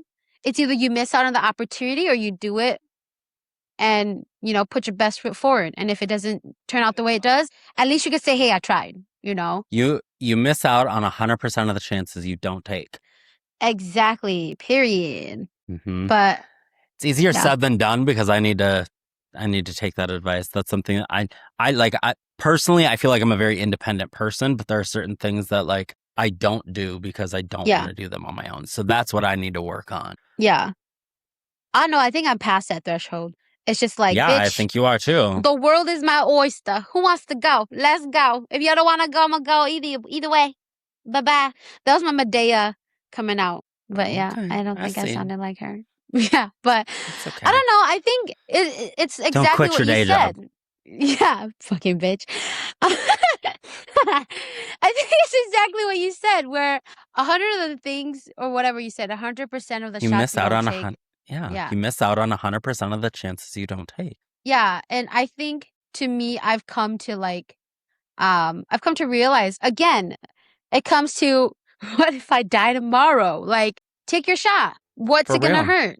Like, The the only worst that thing could it's gonna happen is hurt is your no. goddamn bank account. Yeah, or your guts. Do what you gotta do. I'm just kidding. But anyways, but like I'm just saying is that what I'm just saying is that like yes, it's scary, but isn't it fun? Like, you know Mm-hmm. what I mean? Like, isn't it Yeah, like what if you take that risk and it turns out to be the best decision you've ever made? exactly. You know what I mean? Like, that's the thing is that, I mean, I don't want to promote like thrill seeking or whatever it's called, where you're like, I'm gonna pack up my bags and just leave. But sometimes you never Why know. That not? could be, exactly. That could be like the best decision of your life. And, That's literally you like know, Eat, Pray, Love with Julia Roberts. Like, just do it. yeah, just do it. But yeah, that's what I wanted to talk about. What about you? Do you have anything to add to that? Last thing that I'm going to say about people becoming more independent, I think that is something that I really would encourage to people, and even myself. Mm, I feel like the pot calling the kettle black. Because I'm not gonna lie, I need to take my advice as well and become more independent. I'm not that I'm not independent, but I need to yeah, become more independent. yeah. And this is gonna be a little controversial. My next statement, we're gonna get canceled. We've said that like Um, 1,000 times on this podcast. We're fine. and that's true, and we're For now. gaining traction. Yeah, for now. Um, I low key feel bad for people who are not independent just because they're putting themselves in a position, and I'm not going to say who, but I do know people who have experienced this, but they're putting themselves in a bad position for, God forbid, when and if something were to happen, that they're Mm, forced to be on their own. They don't know how to be on their own. yeah. Like, just for an example, let's say you're married and you rely so much on your spouse who takes care of the house or pays the bills or Hmm. does the lawn mowing and does the A, B, and C, and then God forbid one day they're not there, whether that be separation, divorce, medical ailment, or God forbid loss of life.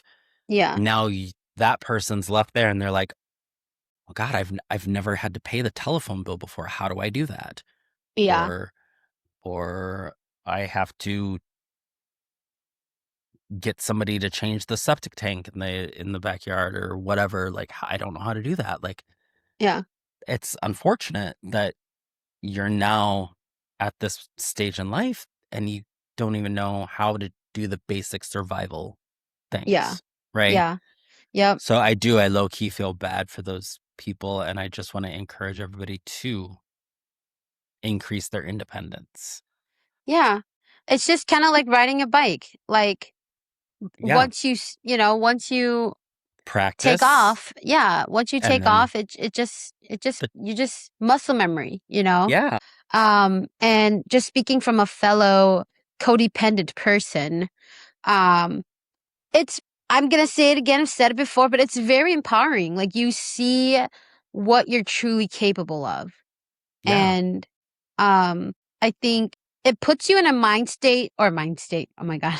A state of mind and a mindset. I wish. Of like, That part. what can't I do? You know? What can I Yeah. do? Push the envelope. Yeah. See what you can do. That's how you're going to find out what is meant for you. Yeah. We're not telling you to Right? go jump off a cliff and imagine a parachute. No. We're telling you to Well, some people maybe. I'm just kidding. float, I'm just kidding. hug the air like we've said before. Hug the But yeah. Oh shit. But like you never know. You never know what you're capable of until you actually try it. until you try So it. yeah. Again, you miss out on 100% of the chances you don't take. Pew pew, motherfucker. Pew pew from Twin Tangents, motherfucker. Okay. Okay. Is that too much? Do I need No, to that was reel it good. in? No, that was good. All right. What did you want to talk about? So my topic for this segment was reinventing yourself. We've talked about it before.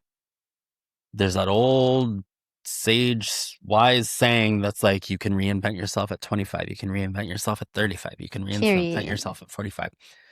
Do what you want to do. What did I see the other day? I saw something. Yeah, I'm going to scratch that. I don't remember what it was. I mean, I remember what it was, but I don't. Build up. I was like, well, what? I remember what it was, but I don't remember exactly how it went. But it was basically saying, like, if you see a piece of clothing that you like, who cares what other people are going to think about you? If you like it, you wear it. You're not wearing it for other people. You're wearing it for yourself. Yeah. And I wish I could remember what I heard that on or watched that on, because I don't know why, but for some reason that really resonated with me, because I think there's certain clothing items that like I would love to be able to wear, but I don't. Okay. I've never felt the confidence to wear them because I was always worried about like, well, what are people going to think about me wearing this? Yeah. And clothes, I get what you mean. It's such a cliche, like such a first world superficial problem. Yeah, such a superficial thing to do. But it really resonated with me, and I was like, it really made me think, and I was like, you know what? I'm going to. One of these days, I'm just gonna buy something and go that I like, that I know that would get, double takes. And I'm just, fuck them. I have a reflection for you. Take it as what you told me the other day when I was there. When you said, "Oh, I like you got skinny. I like your shirt. Not that ugly pants though." Remember when you said that to me? I thought that pants was cute as hell. Polly don't let me out of that house because she said it was cute as hell. Stephanie said it was cute as hell.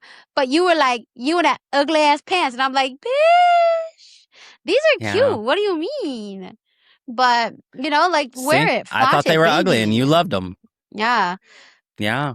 The thing you have to realize is, regardless of if you wear it or not, there's always going to be somebody who's going to judge you. There's always going to be somebody who's going to be like, yes, girl, yes. There's always going to be an asshole like Anthony that's like, girl, what's with them shorts? Yeah.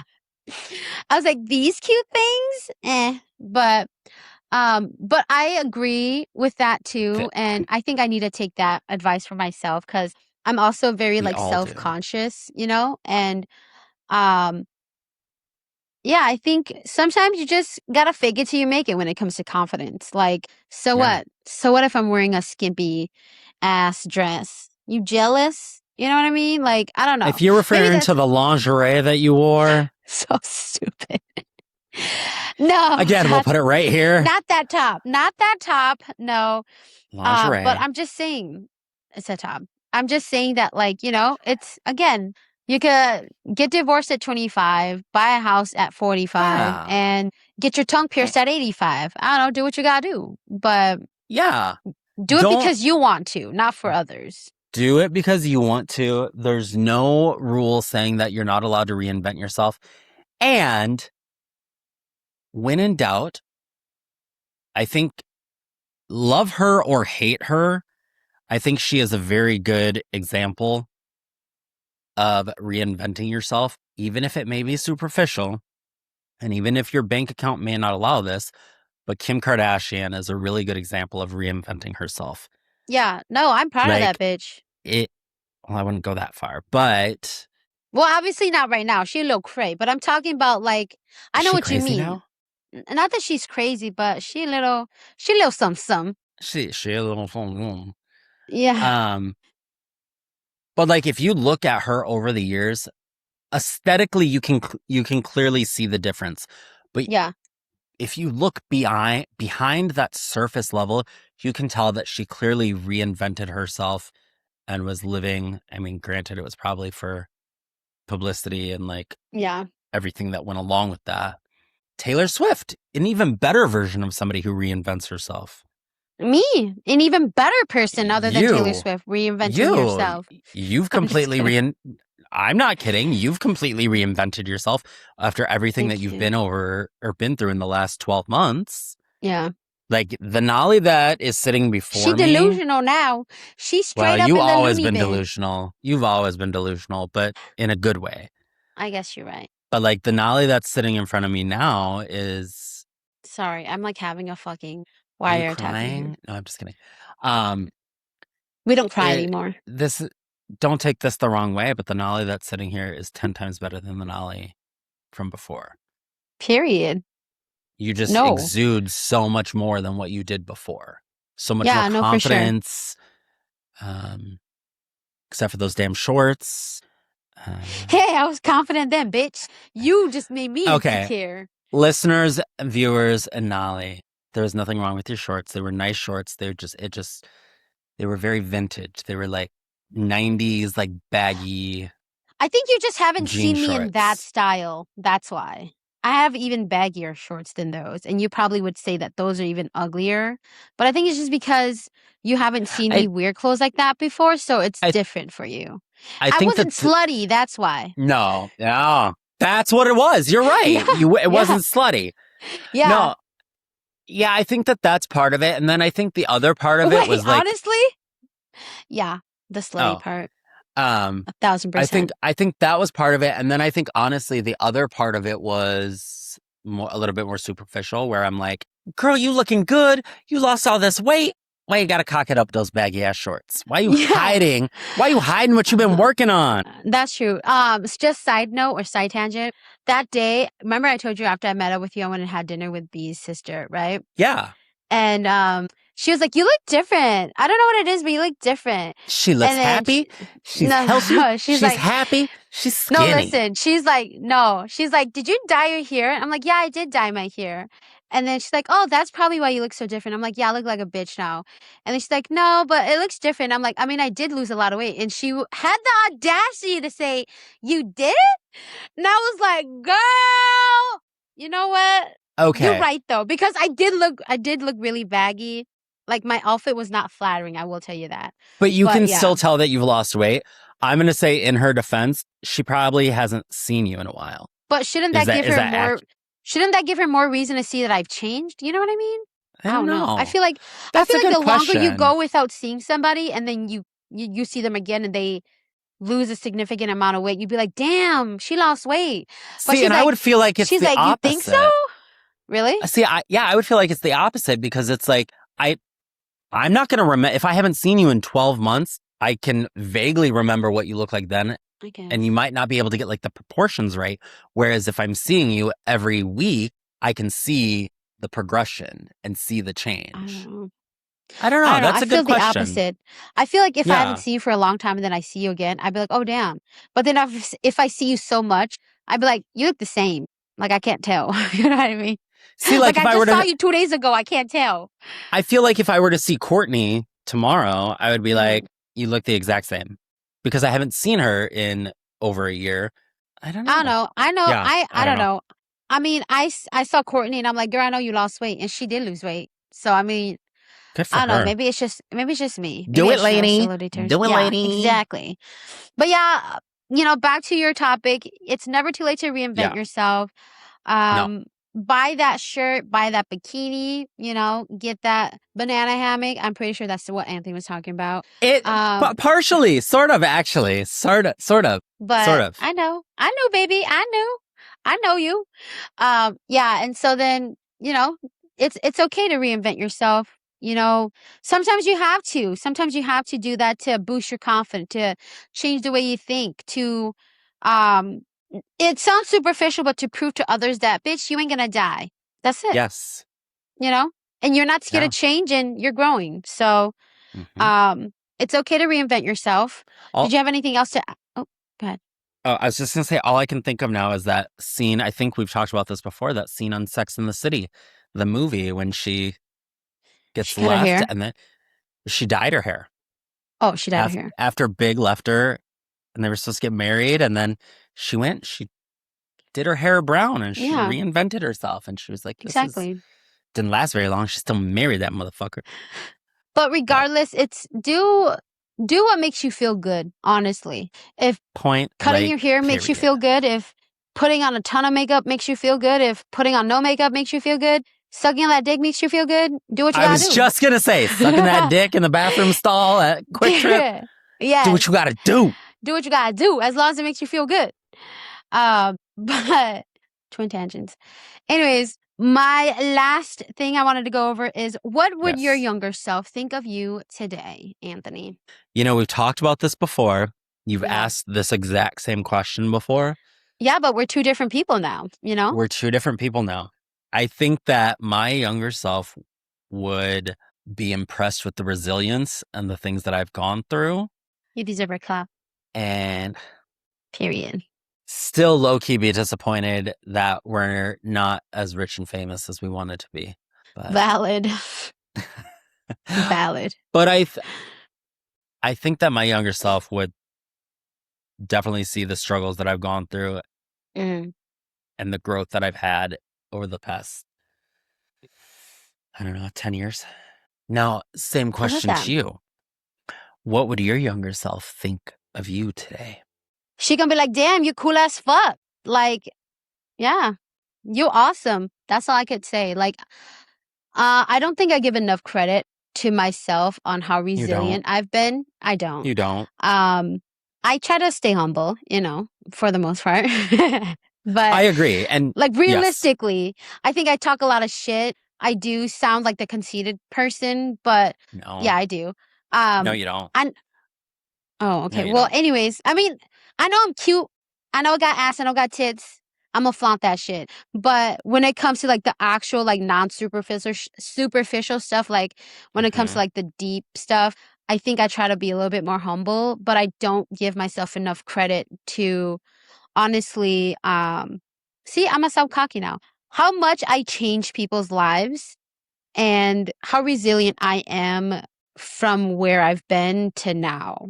I don't think that that's cocky at all.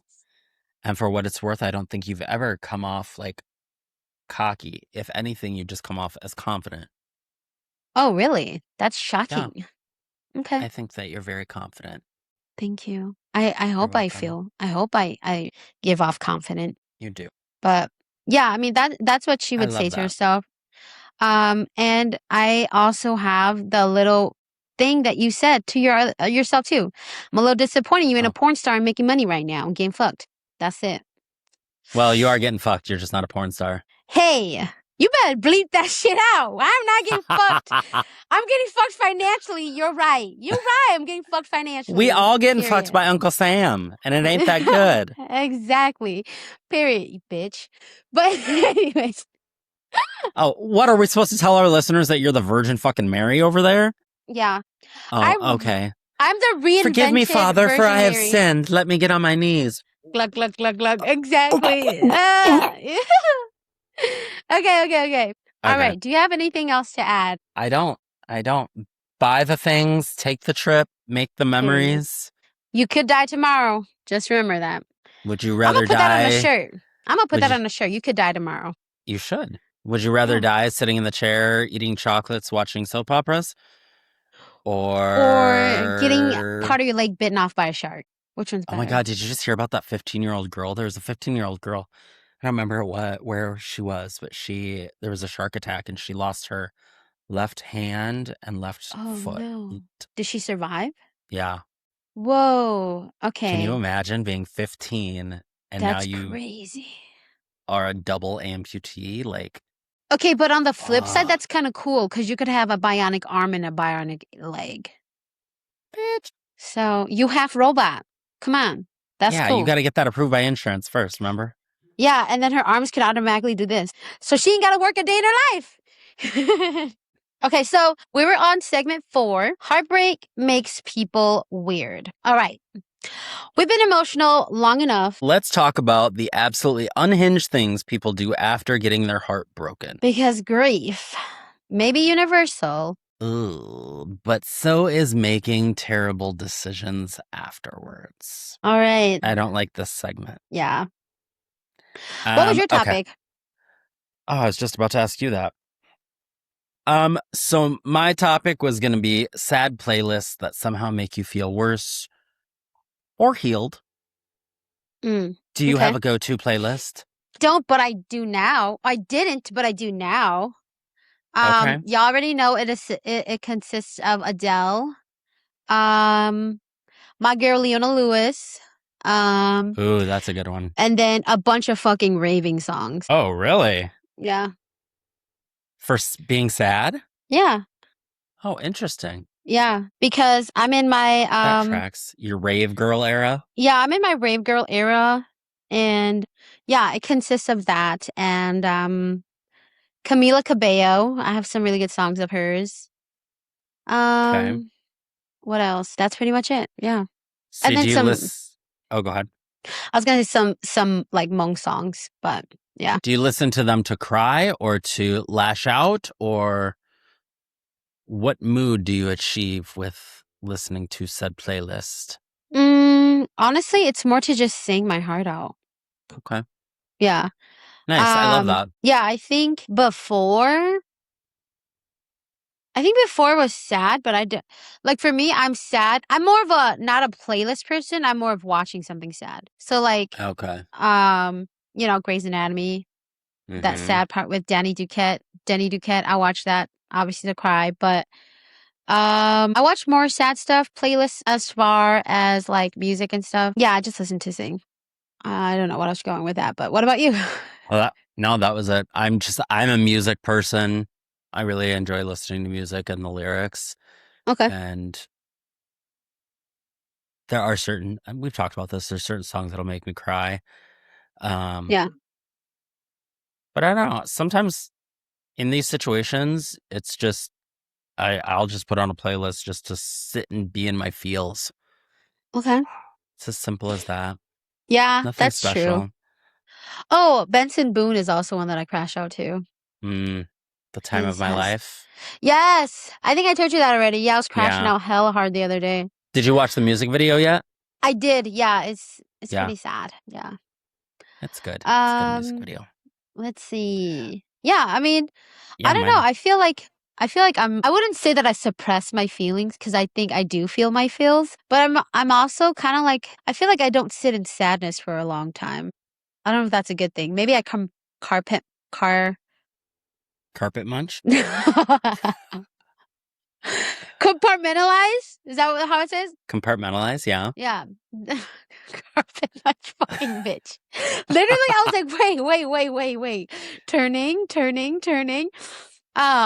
I compartmentalize a lot of my feelings, or maybe not. I don't know, but I feel like I don't stay I don't stay sad for a long time. I think that's what I've Yeah. realized.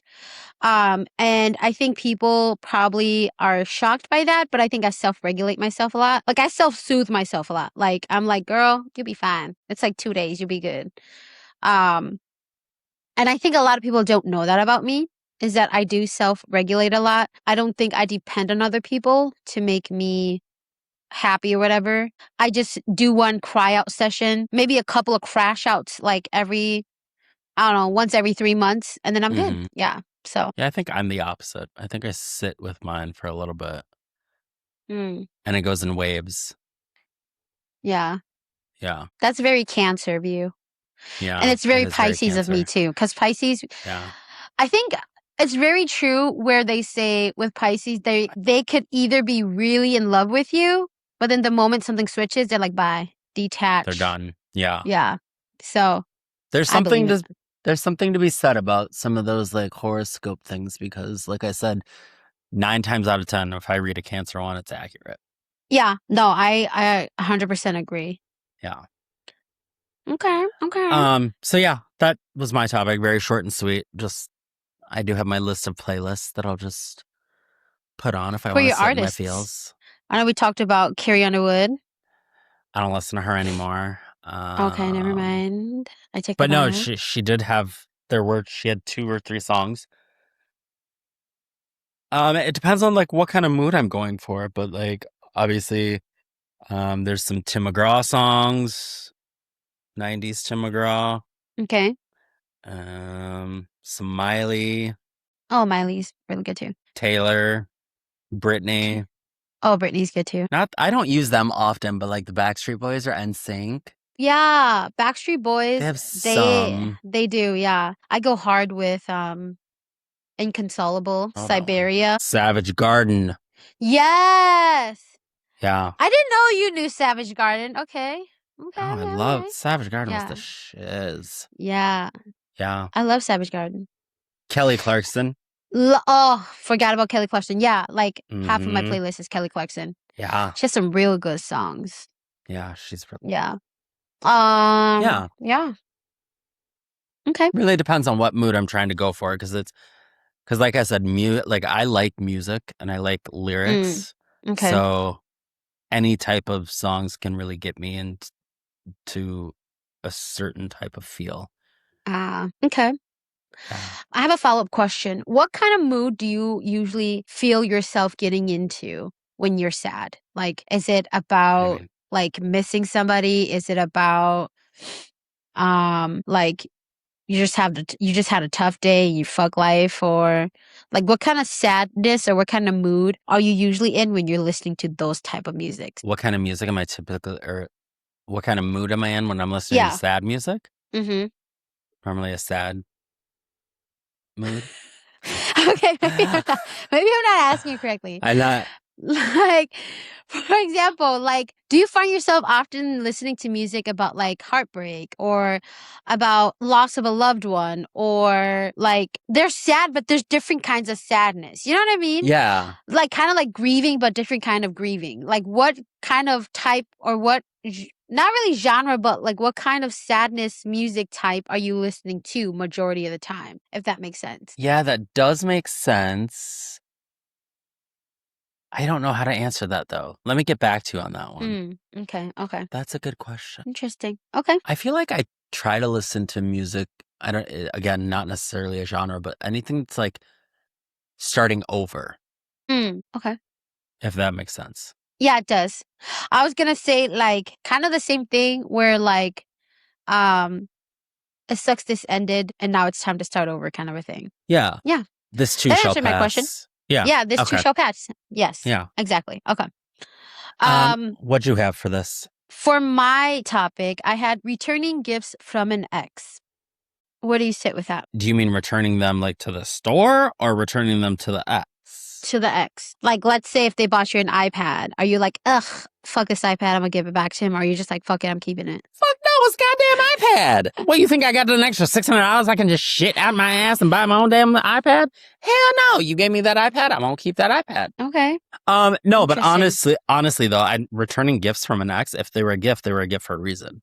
Okay. I don't feel the need that I should have to give them back. Call me selfish, but Okay. I think I used to be the opposite where I'm like, ugh, I'm just gonna give it all to them. But I am also like you.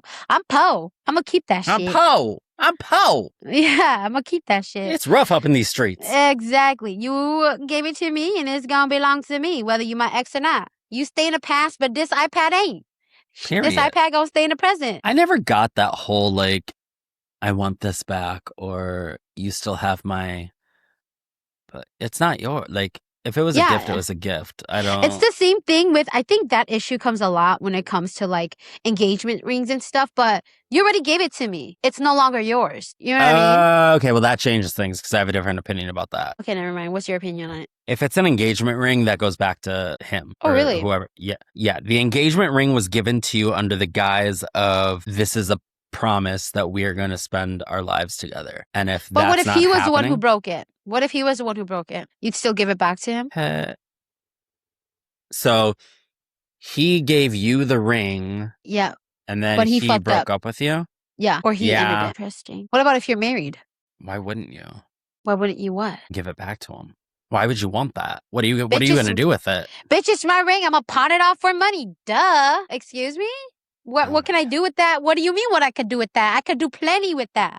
What's mine is mine. Can't help it. GG. Good luck. Yeah. When it comes to divorce, I don't know. Maybe it would depend upon the circumstances surrounding the divorce.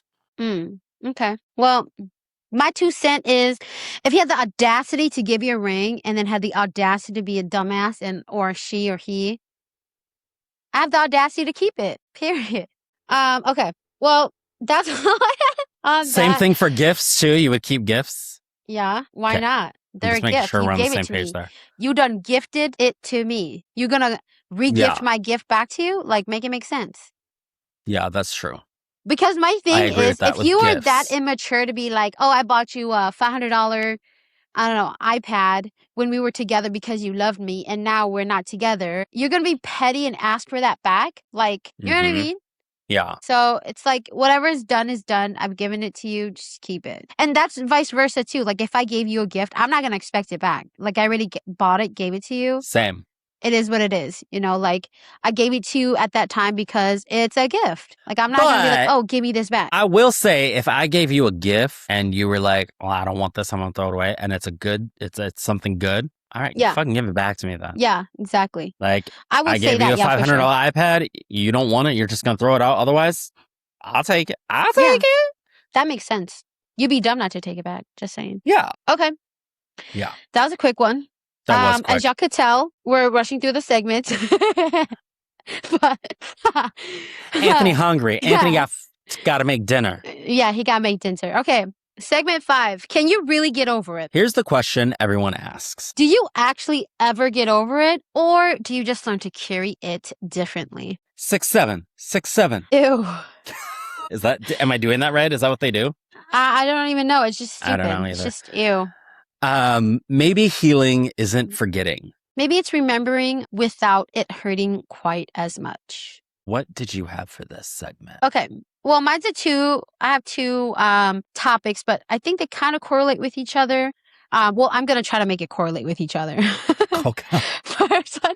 She going to try and fit the circle through the square? I'm going to make it fit even if it don't fit. It's all right. She said that to a couple guys too. I'm just kidding. Forgiving people who never apologized and advice for someone going through heartbreak or grief right now. I think for me, I think we've talked about this before. Forgiving people isn't for the other person, it's for you. Correct. So that you can move on and so that you could find peace within yourself. Yes. And that's pretty much it, point blank period. As far as advice for someone going through heartbreak or grief right now, it's funny because I just kind of talked with Courtney, but I think when it comes to grief and heartbreak, I think a lot of people look for closure in order for them to move on. Yeah. Or they look for some kind of sign that, okay, this cycle is complete. But I think yes, the silence is closure. You leaving is closure. The person leaving you is closure. You don't need closure to know that something's not good for you or something has ended. When it is regarding like death and stuff, obviously you have no control over that. But I think in those moments, appreciate the good things that's happened. Even if it's sad, even if it's, like I've said in the earlier segment, even if it's not what you wanted, also appreciate the moments that were good or that was good that came out of that situation. Yes. Because I think that the more that you ruminate on like the sad part or the negative parts of it, you end up putting yourself deeper into that hole. Whereas you're like, on the flip side, you're like, yeah, I was hurt or I am sad. This person's gone from my life, but look what I've created out of that. Look at the memories we've created out of that. Look at, the happiness we've gotten out of it. And, you have to also be able to acknowledge what's going on right now, but at the same time, think about what's going to happen after. Because I think a lot of people get stuck in the now. Like, okay, this is what's happening. This is what's present. But when it comes to grieving or heartbreak, you have to realize that, like, nobody ever fucking died because of a heartbreak. Like, nobody ever died because somebody left you or whatever. And that's when it comes to true. True. I know. I was going to say shit. Just kidding. It can't happen, actually. You can Yeah. die of a broken heart. But Yes. anyways, but you know, like when it comes to grieving like a person who passed away, again, you just have to hold those good moments and think about how they are going to help you grow as a person once you get through that. Mm-hmm. Um and again, I feel like people get stuck in the dark cloud of like the present, like they can't really move forward, but think about how beautiful it's going to be once you make it past that.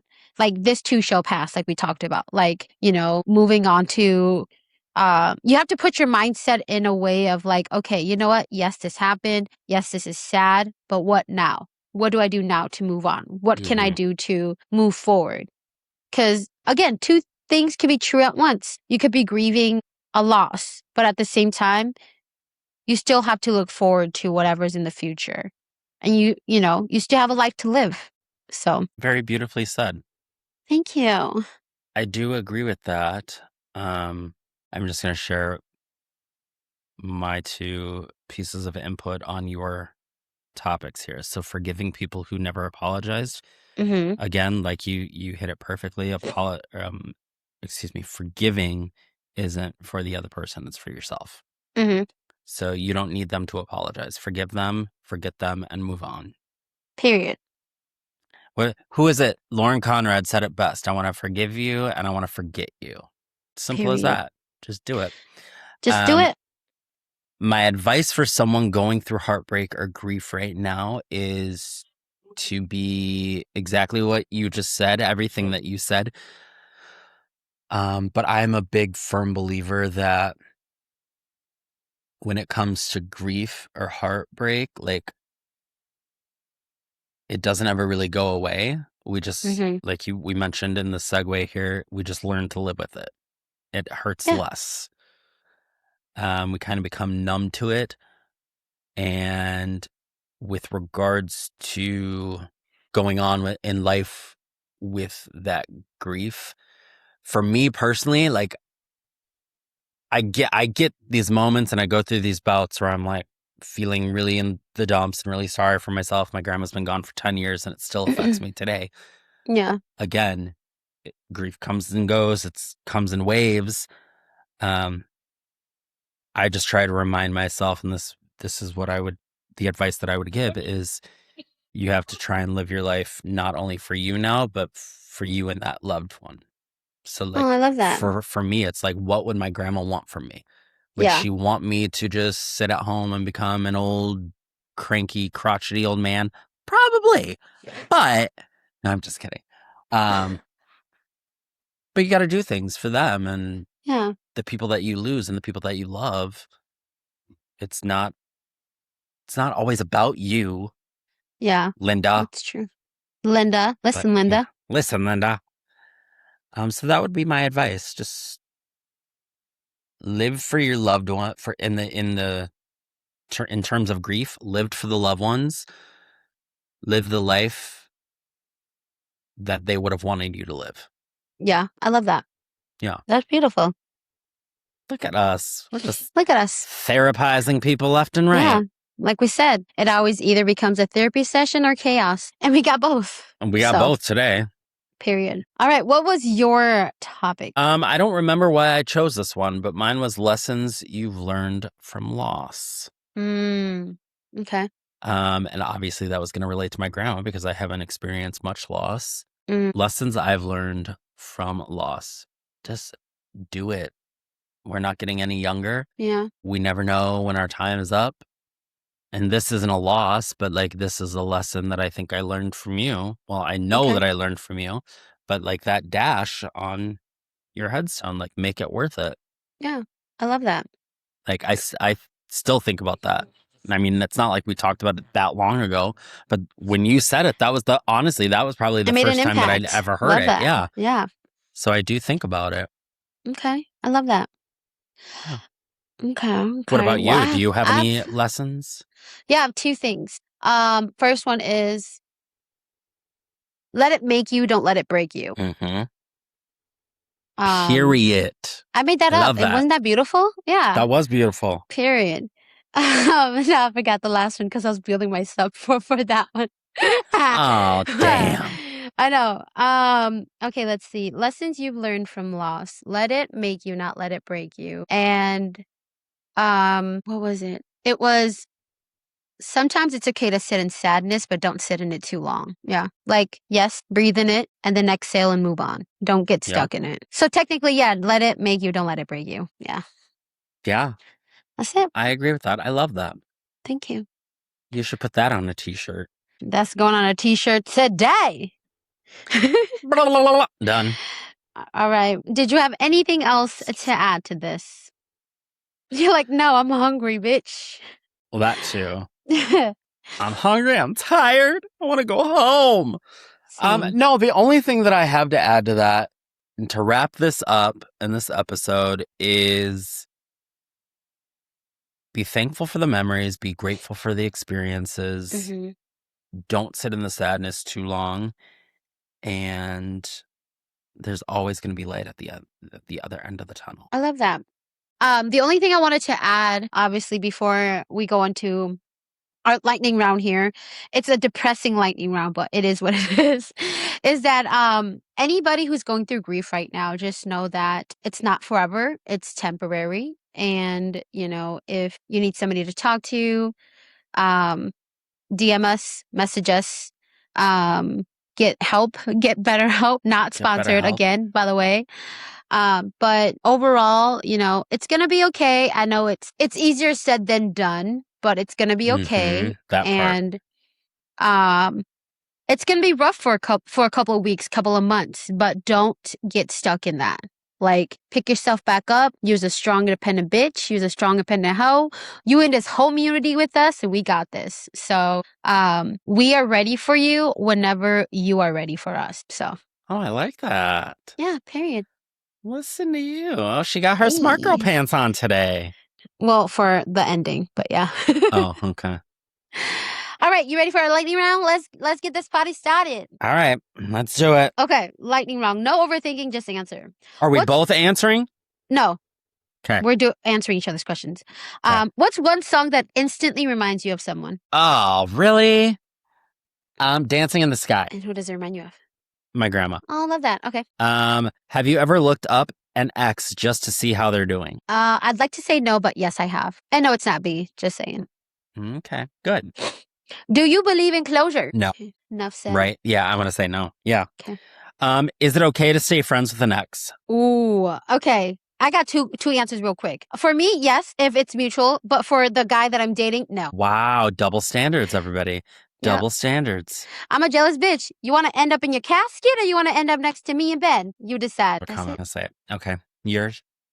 Your Oh. lightning? My lightning. Have you ever cried over a TV show more than real life? 1,000%.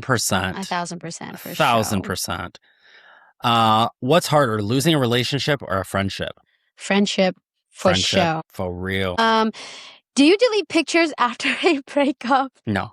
Oh, that's good to know. One piece of advice you'd give your younger self. It's not that serious. Nobody cares. You're right. Yeah, 100%. It's not that serious. What's one memory you'll always keep? One memory? God, I gotta narrow this down to one memory. Fuck, really? This is lightning round. I mean, can you take any fucking longer?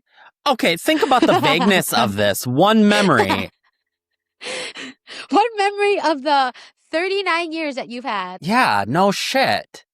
What's one memory you'll always keep? Okay. What's the first thing that pops up in your head? It doesn't have to be the top, but just when I said that to you, what's the one thing that popped up in your head? That's usually the one. Well, the one thing that popped in my head was, what category am I going for here? A happiness moment, a relationship moment? Jesus, analytical minds. Okay. My grandma running to get me a birthday cake while I was at work and then singing happy birthday to me. Oh, in the video? Yeah, when she wasn't supposed to be driving. That was another time she wasn't supposed to be Girl, driving. bye. Yeah. That's so sweet, though. Yeah. The love that she had, I love that. Yeah. That's what you call love. Consideration, baby. She didn't care about anything. Okay, last question.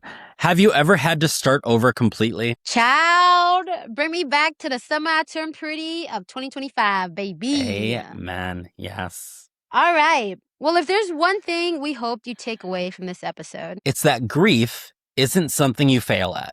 There's no timeline, there's no finish line, and definitely no right way to go through it. See how I use the air bunnies there? Yeah, stupid. I'm like Joey from Friends. I'm sorry. If you know, you know. If you know, you know. Anyways, whether you're missing someone who's gone, someone who's still here, or even just a chapter of your life that's ended, you're probably not alone as you think. And if today's episode brought up some memories, child, we hope it reminds you that the people and moments that made those memories were worth having. Amen. Preach it. Life keeps changing. People come and go. We all outgrow places, relationships, and even versions of ourselves. But every ending usually teaches us something we couldn't have learned any other way. As always, thank you for hanging out with us and trusting us with the heavier conversations too. If you're comfortable sharing, tell us what's something you've had to get over that made you stronger. And just putting our plug in right now, like and subscribe, sharing, comment. Y'all still not doing your jobs. Y'all listening, but y'all ain't doing your jobs. You ain't doing your jobs. You got one thing you got to do to be part of this community. Or y'all gonna be grieving us pretty soon. Yeah, don't do that. Please don't. Just kidding. Just kidding. Us. Just kidding. But for real, though, we would love to read some of your stories in a future episode. Yes, we would. All right. 3, 2, 1. We'll see you next week on Twin Tangents. Bye. Bye.